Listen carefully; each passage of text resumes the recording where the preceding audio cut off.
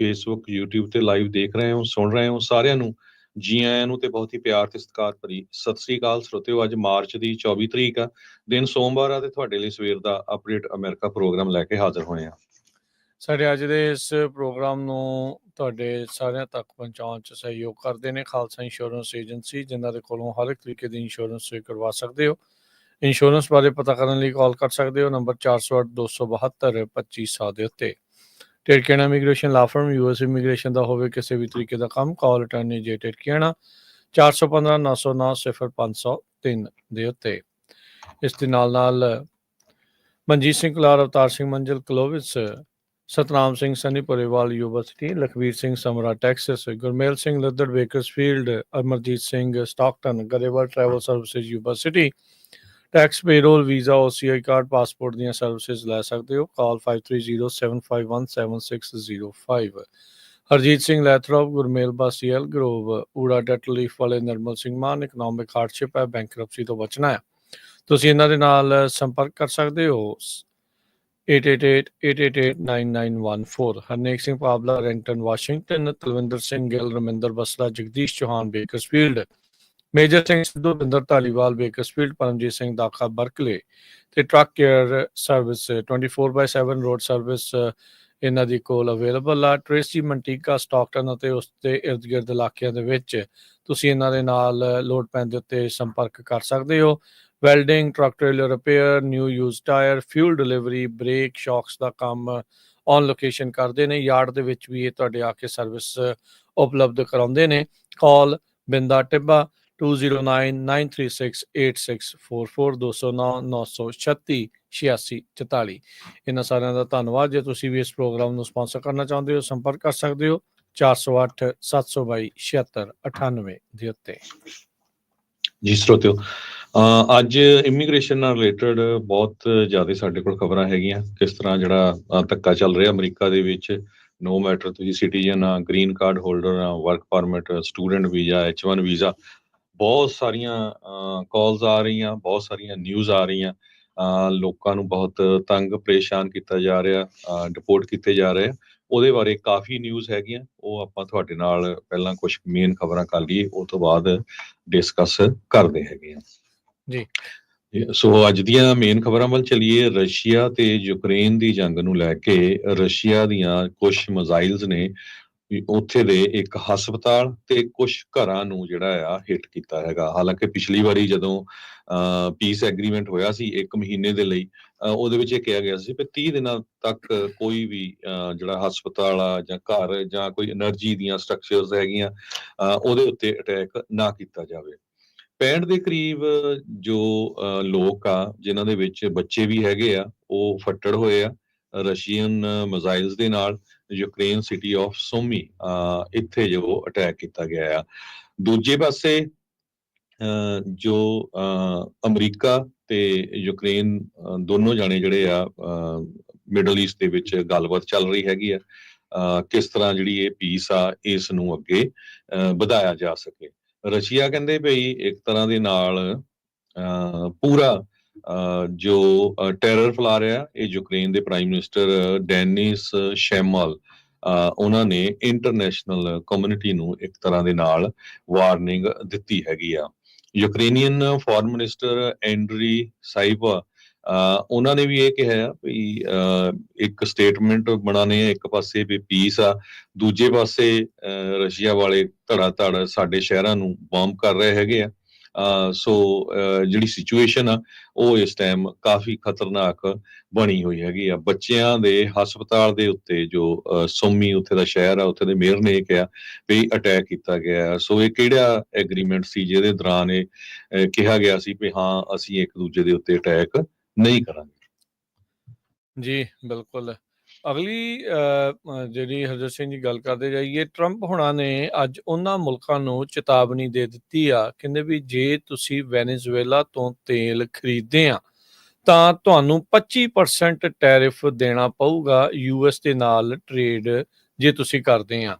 ਕਹਿੰਦੇ ਵੀ ਇਹ ਜਿਹੜਾ ਟੈਰਿਫ ਆ 2 ਅਪ੍ਰੈਲ ਨੂੰ, ਜਿਹਨੂੰ ਲਿਬਰੇਸ਼ਨ ਡੇ ਦੇ ਨਾਮ ਦੇ ਨਾਲ ਇਸ ਟਾਈਮ ਟਰੰਪ ਪ੍ਰਸ਼ਾਸਨ ਪ੍ਰਚਾਰ ਰਿਹਾ ਆ, ਉਹਨਾਂ ਨੇ ਸਿੱਧੇ ਤੌਰ ਦੇ ਉੱਤੇ ਤੇਲ ਅਤੇ ਗੈਸ ਦੀ ਜਿਹੜੀ ਖਰੀਦਦਾਰੀ ਆ ਵੈਨੇਜ਼ੁਏਲਾ ਤੋਂ ਰੋਕਣ ਦੀ ਜਿਹੜੀ ਇੱਕ ਹਿਸਾਬ ਦੇ ਨਾਲ ਇਸ ਟੈਰਿਫ ਦੇ ਨਾਲ ਕੋਸ਼ਿਸ਼ ਕੀਤੀ ਹੈ। ਕਹਿੰਦੇ ਵੀ ਉਹਨਾਂ ਮੁਲਕਾਂ ਨੂੰ 25% ਐਕਸਟਰਾ ਟੈਰਿਫ ਦੇਣਾ ਪਊਗਾ ਜਿਹੜੇ ਵੈਨੇਜ਼ੁਏਲਾ ਤੋਂ ਇਹ ਖਰੀਦਦੇ ਆ।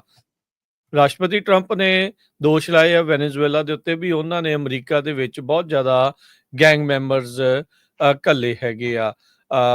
ਜਿਹੜਾ ਆਈ ਥਿੰਕ TPA ਕਰਕੇ ਜਿਹੜਾ ਇਹਨਾਂ ਦਾ ਗੈਂਗ ਆ, ਜਿਹੜੇ ਵੈਨੇਜ਼ੁਏਲਾ ਵਾਲੇ ਇਹਨਾਂ ਨੇ ਫੜ ਕੇ ਘੱਲੇ ਸੀਗੇ ਅਲ ਸੈਲਵਾਡੋਰ ਦੇ ਵਿੱਚ, ਉਸੇ ਗੈਂਗਸ ਦੇ ਆਧਾਰ ਦੇ ਉੱਤੇ ਇਹ ਸਾਰਾ ਕੁਝ ਚੱਲ ਰਿਹਾ ਆ। ਉਹਨਾਂ ਨੇ ਉਹਨਾਂ ਗੈਂਗ ਮੈਂਬਰਸ ਨੂੰ ਕਥਿਤ ਤੌਰ ਦੇ ਉੱਤੇ ਜਿਹੜੇ ਉਹਨਾਂ ਨੇ 200-300 ਜਿਹੜਾ ਬੰਦਾ ਘੱਲਿਆ ਆ, ਉਹ ਸਾਰੇ ਦੇ ਸਾਰੇ ਗੈਂਗ ਮੈਂਬਰ ਸੀ। ਉਹ ਵੱਖਰੀ ਗੱਲ ਆ ਵੀ ਬਾਅਦ ਦੇ ਵਿੱਚ ਰਿਪੋਰਟਸ ਕੁਝ ਹੋਰ ਵੀ ਜਿਹੜੀਆਂ ਉਹ ਪੇਸ਼ ਕਰ ਰਹੀਆਂ ਸੀ। ਉਹਨਾਂ ਨੇ ਇਹਦੇ ਬਾਬਤ ਹੀ ਇੱਕ 200 ਸਾਲ ਪੁਰਾਣਾ ਏਲੀਅਨ ਐਨਮੀ ਐਕਟ ਜਿਹੜਾ ਆ ਉਸ ਨੂੰ ਦੁਬਾਰਾ ਇਨਵੋਕ ਕੀਤਾ ਆ। ਰਾਸ਼ਟਰਪਤੀ ਟਰੰਪ ਨੇ ਟਰੂਥ ਸੋਸ਼ਲ ਦੇ ਆਪਣੇ ਸੋਸ਼ਲ ਮੀਡੀਆ ਦੇ ਉੱਤੇ ਲਿਖਦੇ ਹੋਏ ਜਿਹੜਾ ਇਹ ਜਾਣਕਾਰੀ ਦਿੱਤੀ ਹੈਗੀ ਆ ਵੀ 2 ਅਪ੍ਰੈਲ ਤੋਂ ਜਿਹੜੇ ਟੈਰਿਫ ਆ ਉਹ ਚਾਲੂ ਹੋਣਗੇ। ਇਸ ਮੌਕੇ ਚਾਈਨਾ ਸਭ ਤੋਂ ਜ਼ਿਆਦਾ ਵੈਨੇਜ਼ੁਏਲਾ ਤੋਂ ਤੇਲ ਜਿਹੜਾ ਆ ਉਹ ਖਰੀਦਦਾ ਆ। ਇਹ ਜਿਹੜੀ ਖਬਰ ਆਉਣ ਤੋਂ ਬਾਅਦ ਚ US ਦਾ ਜਿਹੜਾ ਕੱਚੇ ਤੇਲ ਦੀ ਕੀਮਤ ਆ ਉਹ 71 ਸੈਂਟ ਹੋਰ ਵੱਧ ਗਈ ਸੀਗੀ। ਟਰੰਪ ਨੇ ਜਿਹੜਾ ਕਿਹਾ ਵੀ ਉਹ ਲਗਾਤਾਰ ਦਬਾਅ ਪਾ ਰਹੇ ਆ ਮਡੂਰੋ ਦੇ ਉੱਤੇ, ਪ੍ਰੈਸ਼ਰ ਜਿਹੜਾ ਉਹ ਪਾ ਰਹੇ ਆ ਜਦੋਂ ਤੋਂ ਇਹਨਾਂ ਨੇ ਸਹੁੰ ਚੁੱਕੀ ਹੈਗੀ ਆ। ਜਿਹੜੇ ਪ੍ਰੈਜ਼ੀਡੈਂਟ ਨੇ ਇਹ ਇੱਕ ਵਾਰੀ ਫੇਰ ਦੁਬਾਰਾ ਇਹੀ ਕਿਹਾ ਆ ਵੀ ਭਾਈ ਵੀ ਜਿਹੜਾ ਟ੍ਰੈਂਡ ਅਰਾਗੁਆ ਗੈਂਗ ਆ TDA ਕਰਕੇ ਉਹ ਗੈਂਗ ਮੈਂਬਰਸ US ਦੇ ਵਿੱਚ ਆਏ ਆ ਤੇ ਉਹਦਾ ਹੁਣ ਖਾਮਿਆਜ਼ਾ ਤੁਹਾਡੇ ਮੁਲਕ ਦੇ ਨਾਲ ਨਾਲ ਉਹਨਾਂ ਮੁਲਕਾਂ ਨੂੰ ਵੀ ਭੁਗਤਣਾ ਪਊਗਾ ਜਿਹੜੇ ਕਿ ਤੁਹਾਡੇ ਤੋਂ ਹੁਣ ਤੇਲ ਖਰੀਦਦੇ ਆ। ਪਿਛਲੇ ਫਰਵਰੀ ਦੇ ਵਿੱਚ ਰਾਸ਼ਟਰਪਤੀ ਟਰੰਪ ਨੇ ਇੱਕ ਇਹ ਵੀ ਫੈਸਲਾ ਲਿਆ ਸੀ, ਬਾਈਡਨ ਪ੍ਰਸ਼ਾਸਨ ਨੇ ਡਿਸੀਜਨ ਜਿਹੜਾ ਲਿਆ ਸੀਗਾ ਜਿਸ ਨਾਲ ਸ਼ੈਵਰਨ ਨੂੰ ਆਇਲ ਪ੍ਰੋਡਕਸ਼ਨ ਦੁਬਾਰਾ ਸ਼ੁਰੂ ਕਰਨ ਦੇ ਵਿੱਚ ਵੈਨੇਜ਼ੁਏਲਾ 'ਚ ਉਹਨਾਂ ਨੇ ਇਜਾਜ਼ਤ ਦਿੱਤੀ ਸੀਗੀ, ਪਰ ਟਰੰਪ ਹੁਣਾਂ ਨੇ ਆ ਕੇ ਉਸ ਨੂੰ ਰਿਵਰਸ ਜਿਹੜਾ ਆ ਉਹ ਕਰ ਦਿੱਤਾ ਆ। ਟ੍ਰੈਜਰੀ ਡਿਪਾਰਟਮੈਂਟ ਨੂੰ ਉਹਨਾਂ ਨੇ 3 ਅਪ੍ਰੈਲ ਤੱਕ ਦਾ ਵਕਤ ਦਿੱਤਾ ਆ ਵੀ ਭਾਈ ਆਪਣਾ ਜਿਹੜੇ ਆਪਰੇਸ਼ਨਸ ਆ ਉੱਥੇ ਸ਼ਟ ਡਾਊਨ ਤੁਸੀਂ ਕਰੋ, ਉਸ ਨੂੰ ਵਾਈਂਡ ਡਾਊਨ ਕਰ ਦਿਓ। ਸ਼ੈਵਰਨ ਜਿਹੜਾ ਜਿਨ੍ਹਾਂ ਨੇ ਕਹਿੰਦੇ ਵੀ ਉੱਦਾਂ ਉਹਨਾਂ ਨੇ ਟਰੰਪ ਉਹਨਾਂ ਨੇ ਇੱਕ ਓਪਨਨੈਸ ਦਿਖਾਈ ਸੀਗੀ ਵੀ ਤੁਸੀਂ ਜਿਹੜਾ ਆ ਵੀ ਆਪਣੇ ਪ੍ਰੋਡਕਸ਼ਨ ਆ ਲਾਇਸੈਂਸ ਆ ਉਸ ਨੂੰ ਤੁਸੀਂ ਐਕਸਟੈਂਡ ਜਿਹੜਾ ਤੁਹਾਡਾ ਕੀਤਾ ਜਾ ਸਕਦਾ ਹੈ। ਪਰ ਅੱਜ ਦੀ ਇਸ ਰਿਪੋਰਟ ਤੋਂ ਬਾਅਦ ਚ ਲੱਗ ਰਿਹਾ ਆ ਵੀ ਸ਼ੈਵਰਨ ਉੱਥੇ ਵੈਨੇਜ਼ੁਏਲਾ ਦੇ ਵਿੱਚ ਤੇਲ ਕੱਢਣ ਤੋਂ ਵੀ ਸ਼ਾਇਦ ਉਹਨਾਂ ਨੂੰ ਕੰਮ ਬੰਦ ਹੋਊਗਾ ਤੇ ਉਧਰ ਚਾਈਨਾ ਦੇ ਉਤਪਾਦ ਦੇ ਉੱਤੇ ਇਹਦਾ ਮਤਲਬ 25% ਹੋਰ ਟੈਰਿਫ ਜੇ ਲੱਗੂਗਾ ਤਾਂ ਅਮਰੀਕਾ ਦੇ ਵਿੱਚ ਚੀਜ਼ਾਂ ਹੋਰ ਵੀ ਜ਼ਿਆਦਾ ਮਹਿੰਗੀਆਂ ਹੋਣਗੀਆਂ। 2 ਅਪ੍ਰੈਲ ਦਾ ਦਿਨ ਬੜਾ ਅਹਿਮ ਰਹਿਣ ਵਾਲਾ ਹੈ ਹਰਜੋਤ ਸਿੰਘ ਜੀ, ਜਦੋਂ ਰੈਸੀਪ੍ਰੋਕਲ ਟੈਰਿਫਸ ਜਿਹੜੇ ਉਹ ਲੱਗਣਗੇ। ਕੱਲ ਫੇਰ ਜਿਹੜੇ ਰਾਸ਼ਟਰਪਤੀ ਟਰੰਪ ਹੁਣਾਂ ਦਾ ਬਿਆਨ ਆਇਆ ਸੀ, ਉਹਨਾਂ ਨੇ ਇੰਡੀਆ ਨੂੰ ਲੈ ਕੇ ਫੇਰ ਇਹ ਗੱਲ ਕੀਤੀ ਵੀ ਐਗਜ਼ਾਮਪਲ ਦਿੰਦੇ ਹੋਏ ਕਿਹਾ ਵੀ ਰੈਸੀਪ੍ਰੋਕਲ ਟੈਰਿਫ ਕੀ ਹੋਊਗੇ। ਕਹਿੰਦੇ ਵੀ ਬੜੀ ਸਿੰਪਲ ਜੀ ਗੱਲ ਆ, ਜਿਹੜਾ ਮੁਲਕ ਜਿੰਨਾ ਟੈਰਿਫ ਸਾਡੇ ਤੇ ਲਾਊਗਾ ਉਹਨੂੰ ਉਸ ਦਾ ਬਰਾਬਰ ਦਾ ਟੈਰਿਫ ਝੱਲਣਾ ਪਊਗਾ ਤੇ ਤਾਂ ਜੋ ਜਿਹੜੀਆਂ ਇਹ ਚੀਜ਼ਾਂ ਆ ਵੀ ਅਸੀਂ ਅਮਰੀਕਾ ਦੇ ਉਤਪਾਦ ਨੂੰ ਦੁਬਾਰਾ ਜਿਹੜਾ ਆ ਉਹ ਦੁਨੀਆ ਦੇ ਲੈਵਲ ਦੇ ਉੱਤੇ ਅੱਗੇ ਲੈ ਕੇ ਜਾ ਸਕੀਏ। ਸੋ ਲੈਟਸ ਸੀ ਕੀ ਇਸ ਦੇ ਵਿੱਚ ਬਣਦਾ ਆ। ਇੰਡੀਆ ਨੂੰ ਲੈ ਕੇ ਉਹਨਾਂ ਨੇ ਉਦਾਹਰਨ ਦਿੱਤੀ ਸੀ ਵੀ ਇੰਡੀਆ ਵਰਗਾ ਮੁਲਕ 100-200% ਸਾਡੇ ਅਮਰੀਕਨ ਉਤਪਾਦ ਦੇ ਉੱਤੇ ਟੈਰਿਫ ਲਾਉਂਦਾ ਆ, ਸੋ ਅਸੀਂ ਵੀ ਜਵਾਬੀ ਕਾਰਵਾਈ ਕਰਦੇ ਹੋਏ ਓਨਾ ਹੀ ਜਿਹੜਾ ਉਹ ਕਰਾਂਗੇ।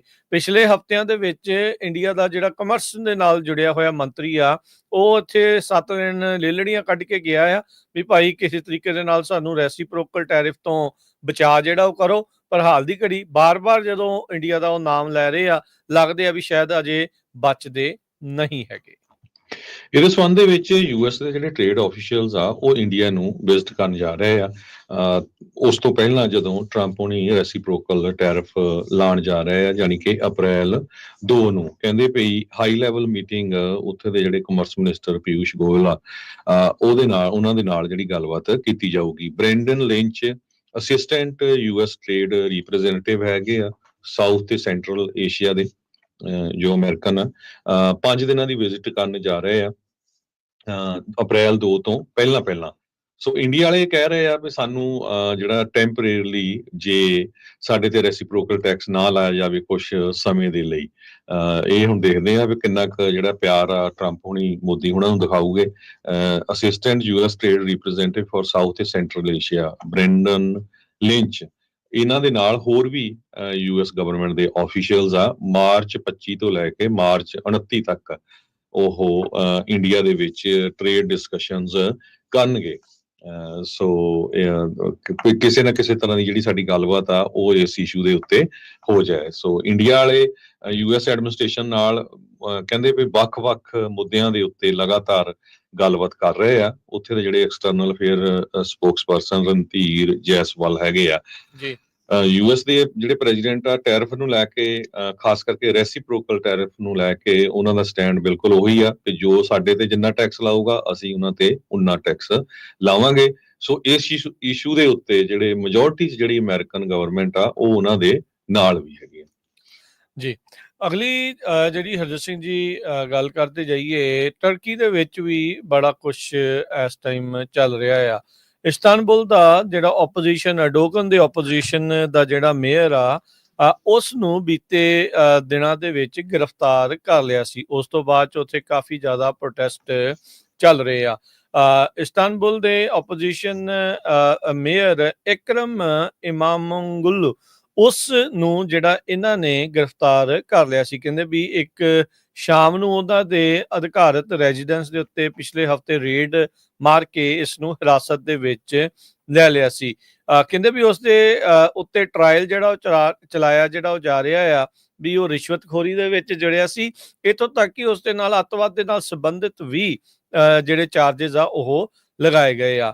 ਇਸਤਾਨਬੁਲ ਜੋ ਕਿ ਤੁਰਕੀ ਦੀ ਜਿਹੜੀ ਰਾਜਧਾਨੀ ਆ, 16 ਮਿਲੀਅਨ ਆਬਾਦੀ ਵਾਲਾ ਜਿਹੜਾ ਕਾਫੀ ਵੱਡਾ ਜਿਹੜਾ ਇਹ ਮੁਲਕ ਆ, ਅਰਦੋਗਨ ਦੇ ਉਲਟ ਕਹਿੰਦੇ ਵੀ ਇਹ ਇਸ ਟਾਈਮ ਸਿਰ ਕੱਢ ਰਿਹਾ ਸੀ।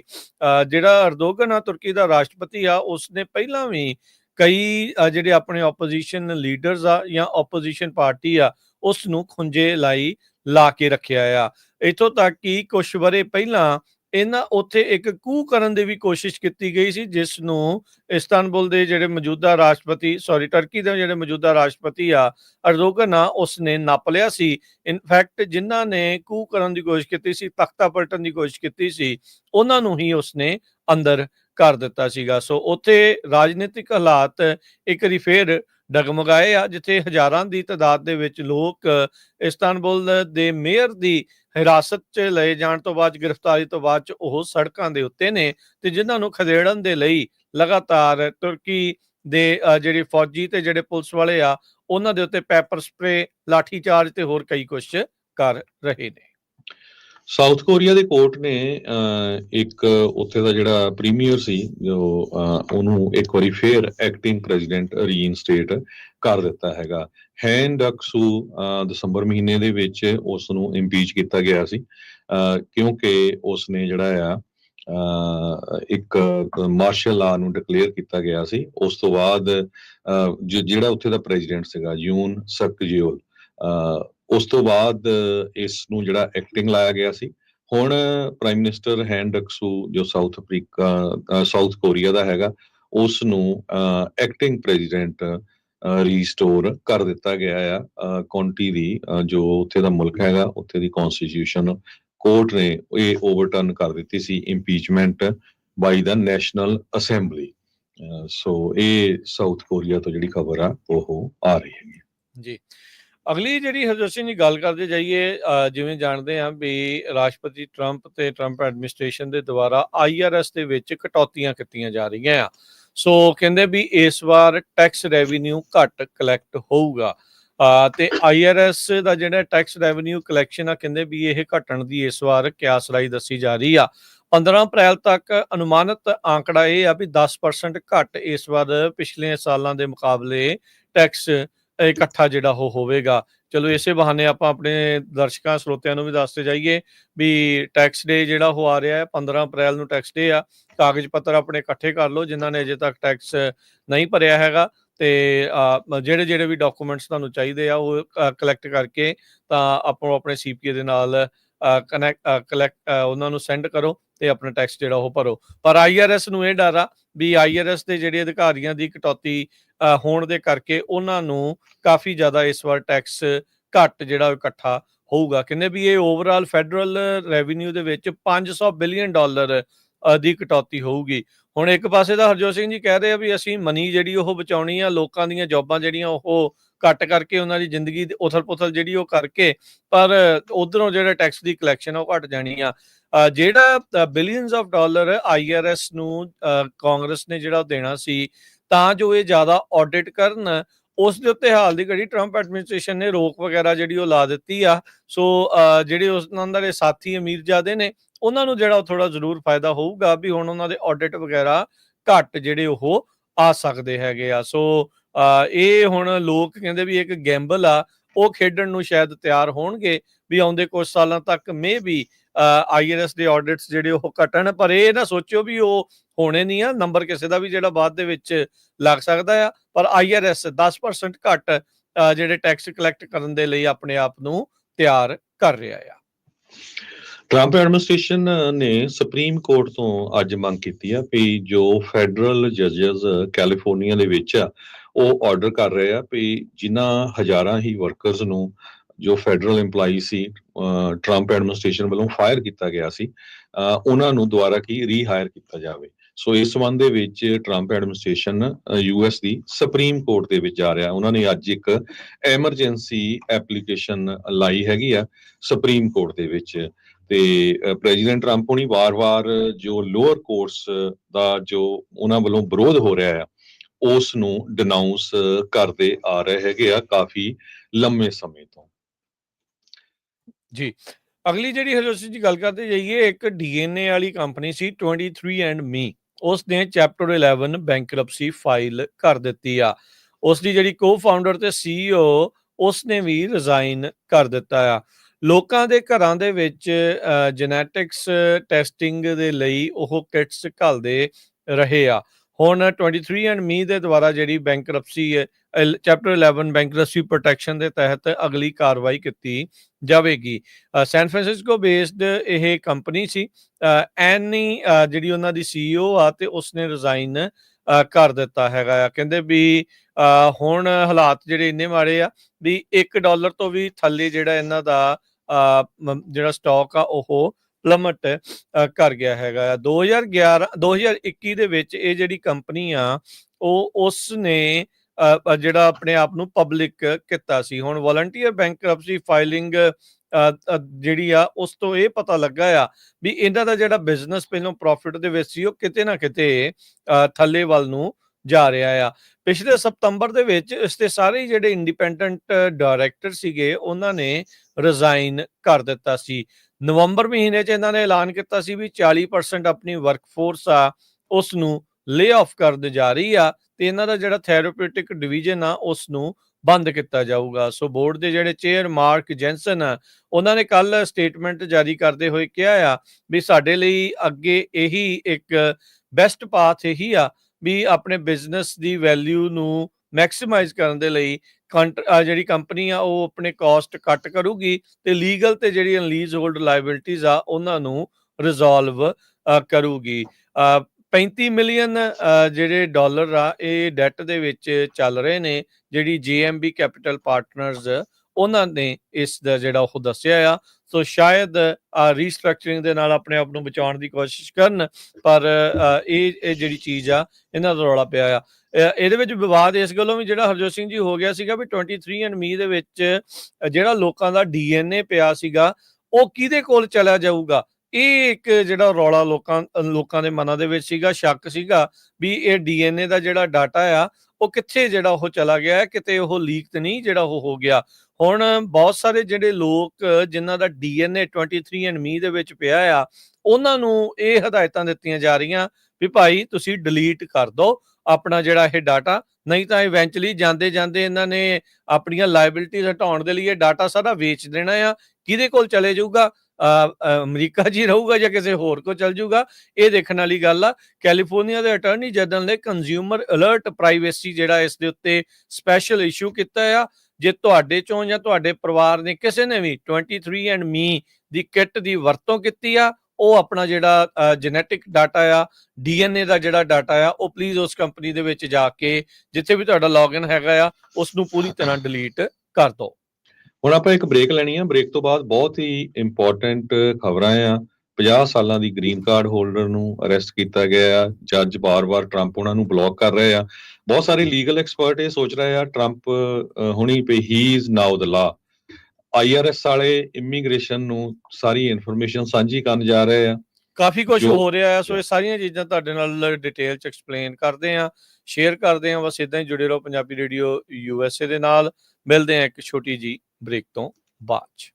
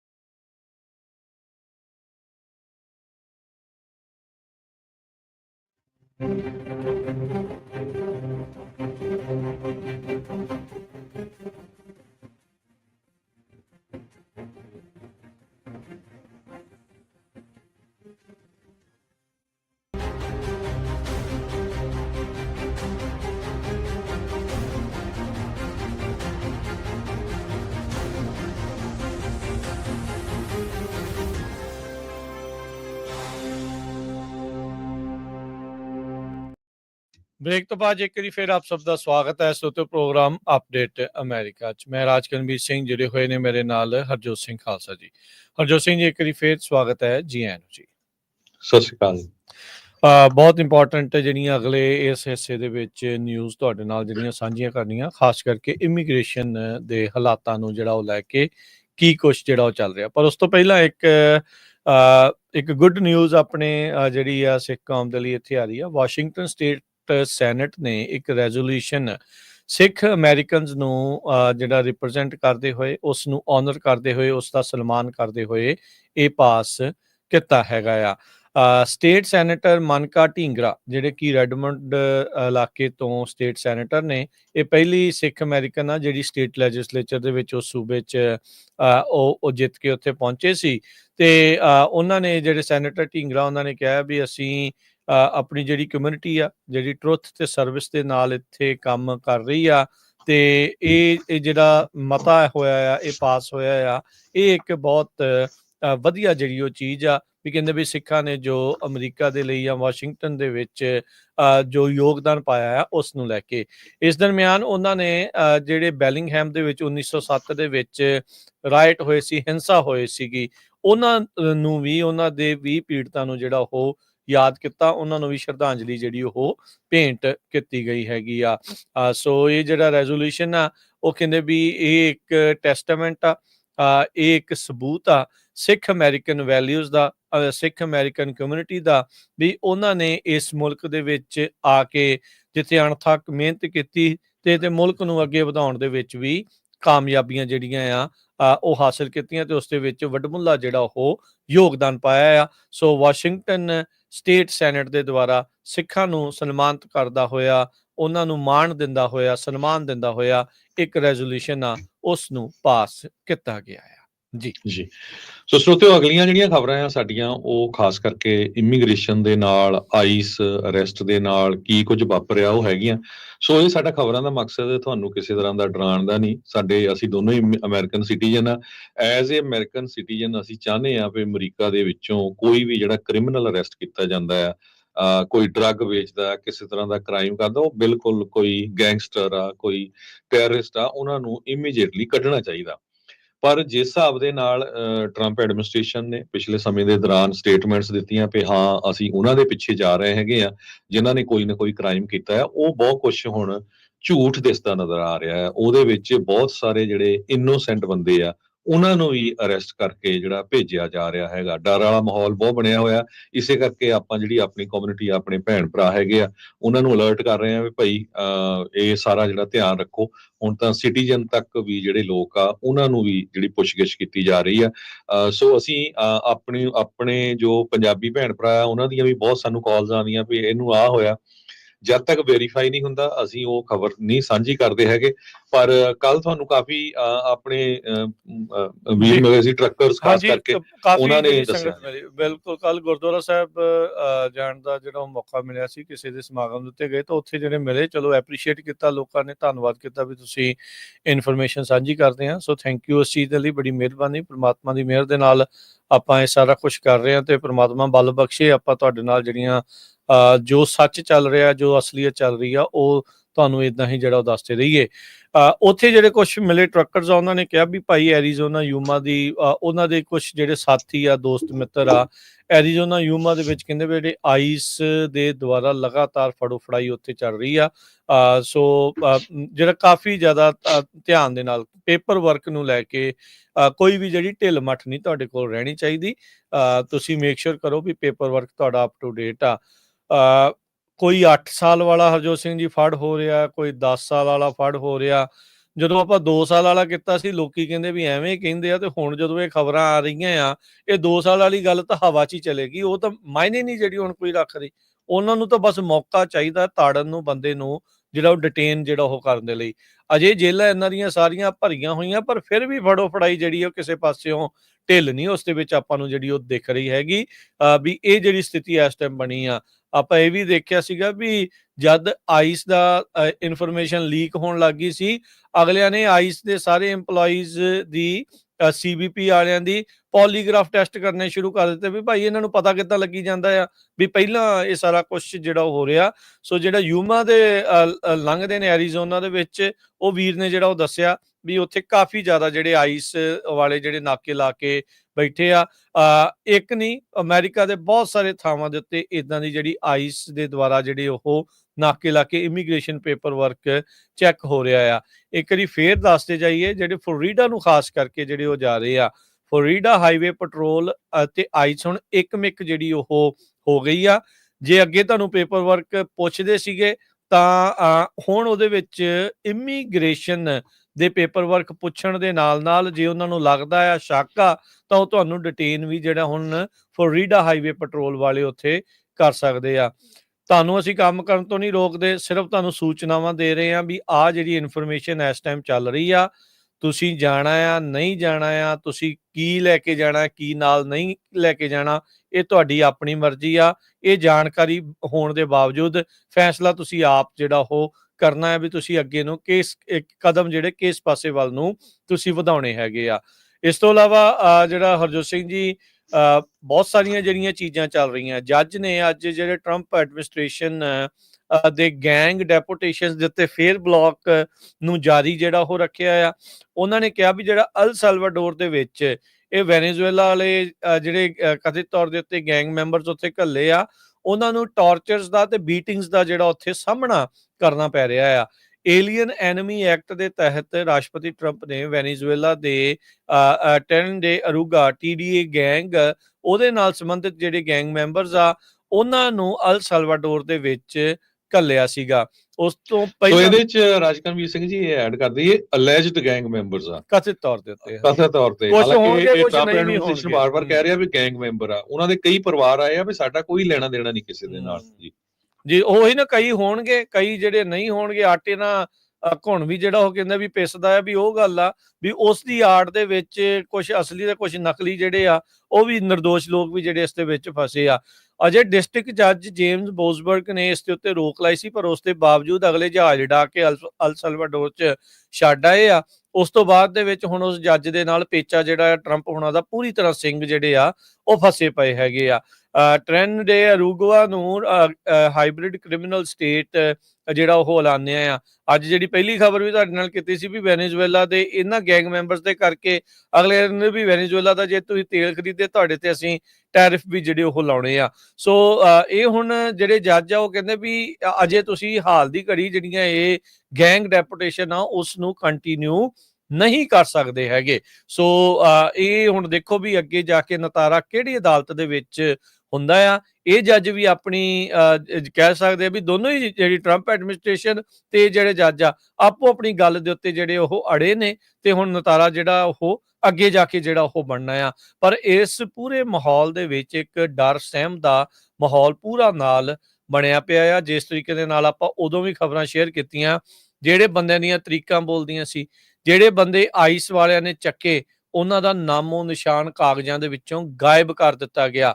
ਉਹ ਕਿੱਥੇ ਨੇ, ਕਿਵੇਂ ਨੇ, ਕੋਈ ਪਤਾ ਨਹੀਂ। ਕੋਈ ਨਾਈ ਚੱਕ ਲਿਆ, ਕੋਈ ਹੋਰ ਕੰਮ ਕਰਨ ਵਾਲਾ ਜਿਹੜਾ ਉਹ ਚੱਕ ਲਿਆ, ਕੋਈ ਕਿਤੇ ਸੀਗਾ, ਕੋਈ ਬਸ ਟਰਨ ਦੇ ਅਰੂਗਵਾ ਗੈਂਗ ਦੇ ਨਾਲ ਨਾਮ ਜੋੜ ਕੇ ਬੰਦੇ ਜਿਹੜੇ ਬਹੁਤ ਜ਼ਿਆਦਾ ਜਿਹੜੇ ਇਹਨਾਂ ਦੇ ਦੁਆਰਾ ਚੱਕੇ ਗਏ ਆ। ਕੁਝ ਜਿੱਦਾਂ ਪਹਿਲਾਂ ਕਿਹਾ ਵੀ ਕੁਝ ਕਥਿਤ ਤੌਰ ਦੇ ਉੱਤੇ ਸਹੀ ਹੋਣਗੇ, ਕੁਝ ਕਥਿਤ ਤੌਰ ਦੇ ਉੱਤੇ ਉਹਨਾਂ ਦੇ ਵਿੱਚ ਨਾਲ ਨਹੀਂ ਹੋਣਗੇ। ਪਰ ਸਥਿਤੀ ਜਿਹੜੀ ਆ ਇਸ ਟਾਈਮ ਇੱਥੇ ਅਦਾਲਤਾਂ ਦੇ ਵਿੱਚ ਫਸੀ ਪਈ ਆ ਜੀ।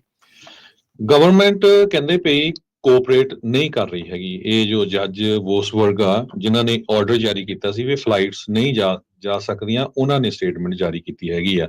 ਹੁਣ ਏਲੀਅਨ ਐਨੀਮੀਜ਼ ਐਕਟ ਦੇ ਅੰਡਰ ਜੋ ਡਿਪੋਰਟੇਸ਼ਨ ਆ ਉਹ ਟੈਂਪਰੇਰੀ ਬਲੌਕ ਕਰ ਦਿੱਤੀ ਗਈ ਆ, ਤੇ ਇਹ ਹੁਣ ਉੱਪਰਲੀ ਕੋਰਟ ਦੇ ਵਿੱਚ ਗਈ ਆ। ਅਲਟੀਮੇਟਲੀ ਜਿਹੜੇ ਪ੍ਰੈਜ਼ੀਡੈਂਟ ਟਰੰਪ ਹੋਣੀ ਆ ਉਹ ਸੁਪਰੀਮ ਕੋਰਟ ਦੇ ਕੋਲ ਜਾਣਾ ਚਾਹੁੰਦੇ ਹੈਗੇ ਆ, ਜਦ ਕਿ ਵੈਨਜ਼ੂਏਲਾ ਦੇ ਪ੍ਰੈਜ਼ੀਡੈਂਟ, ਇੱਕ ਨੈਸ਼ਨਲ ਅਸੈਂਬਲੀ ਦੇ ਪ੍ਰੈਜ਼ੀਡੈਂਟ ਜਾਰਜ ਰੋਡਰੀਗਸ, ਉਹਨਾਂ ਨੇ ਅਨਾਉਂਸ ਕੀਤਾ ਆ ਵੀ ਅਸੀਂ ਫਲਾਈਟਸ ਲੈਣ ਦੇ ਲਈ ਤਿਆਰ ਹੈਗੇ ਆ ਜੇ ਸਾਡੇ ਜਿਹੜੇ ਲੋਕ ਇਲੀਗਲੀ ਇੱਥੇ ਹੈਗੇ ਆ।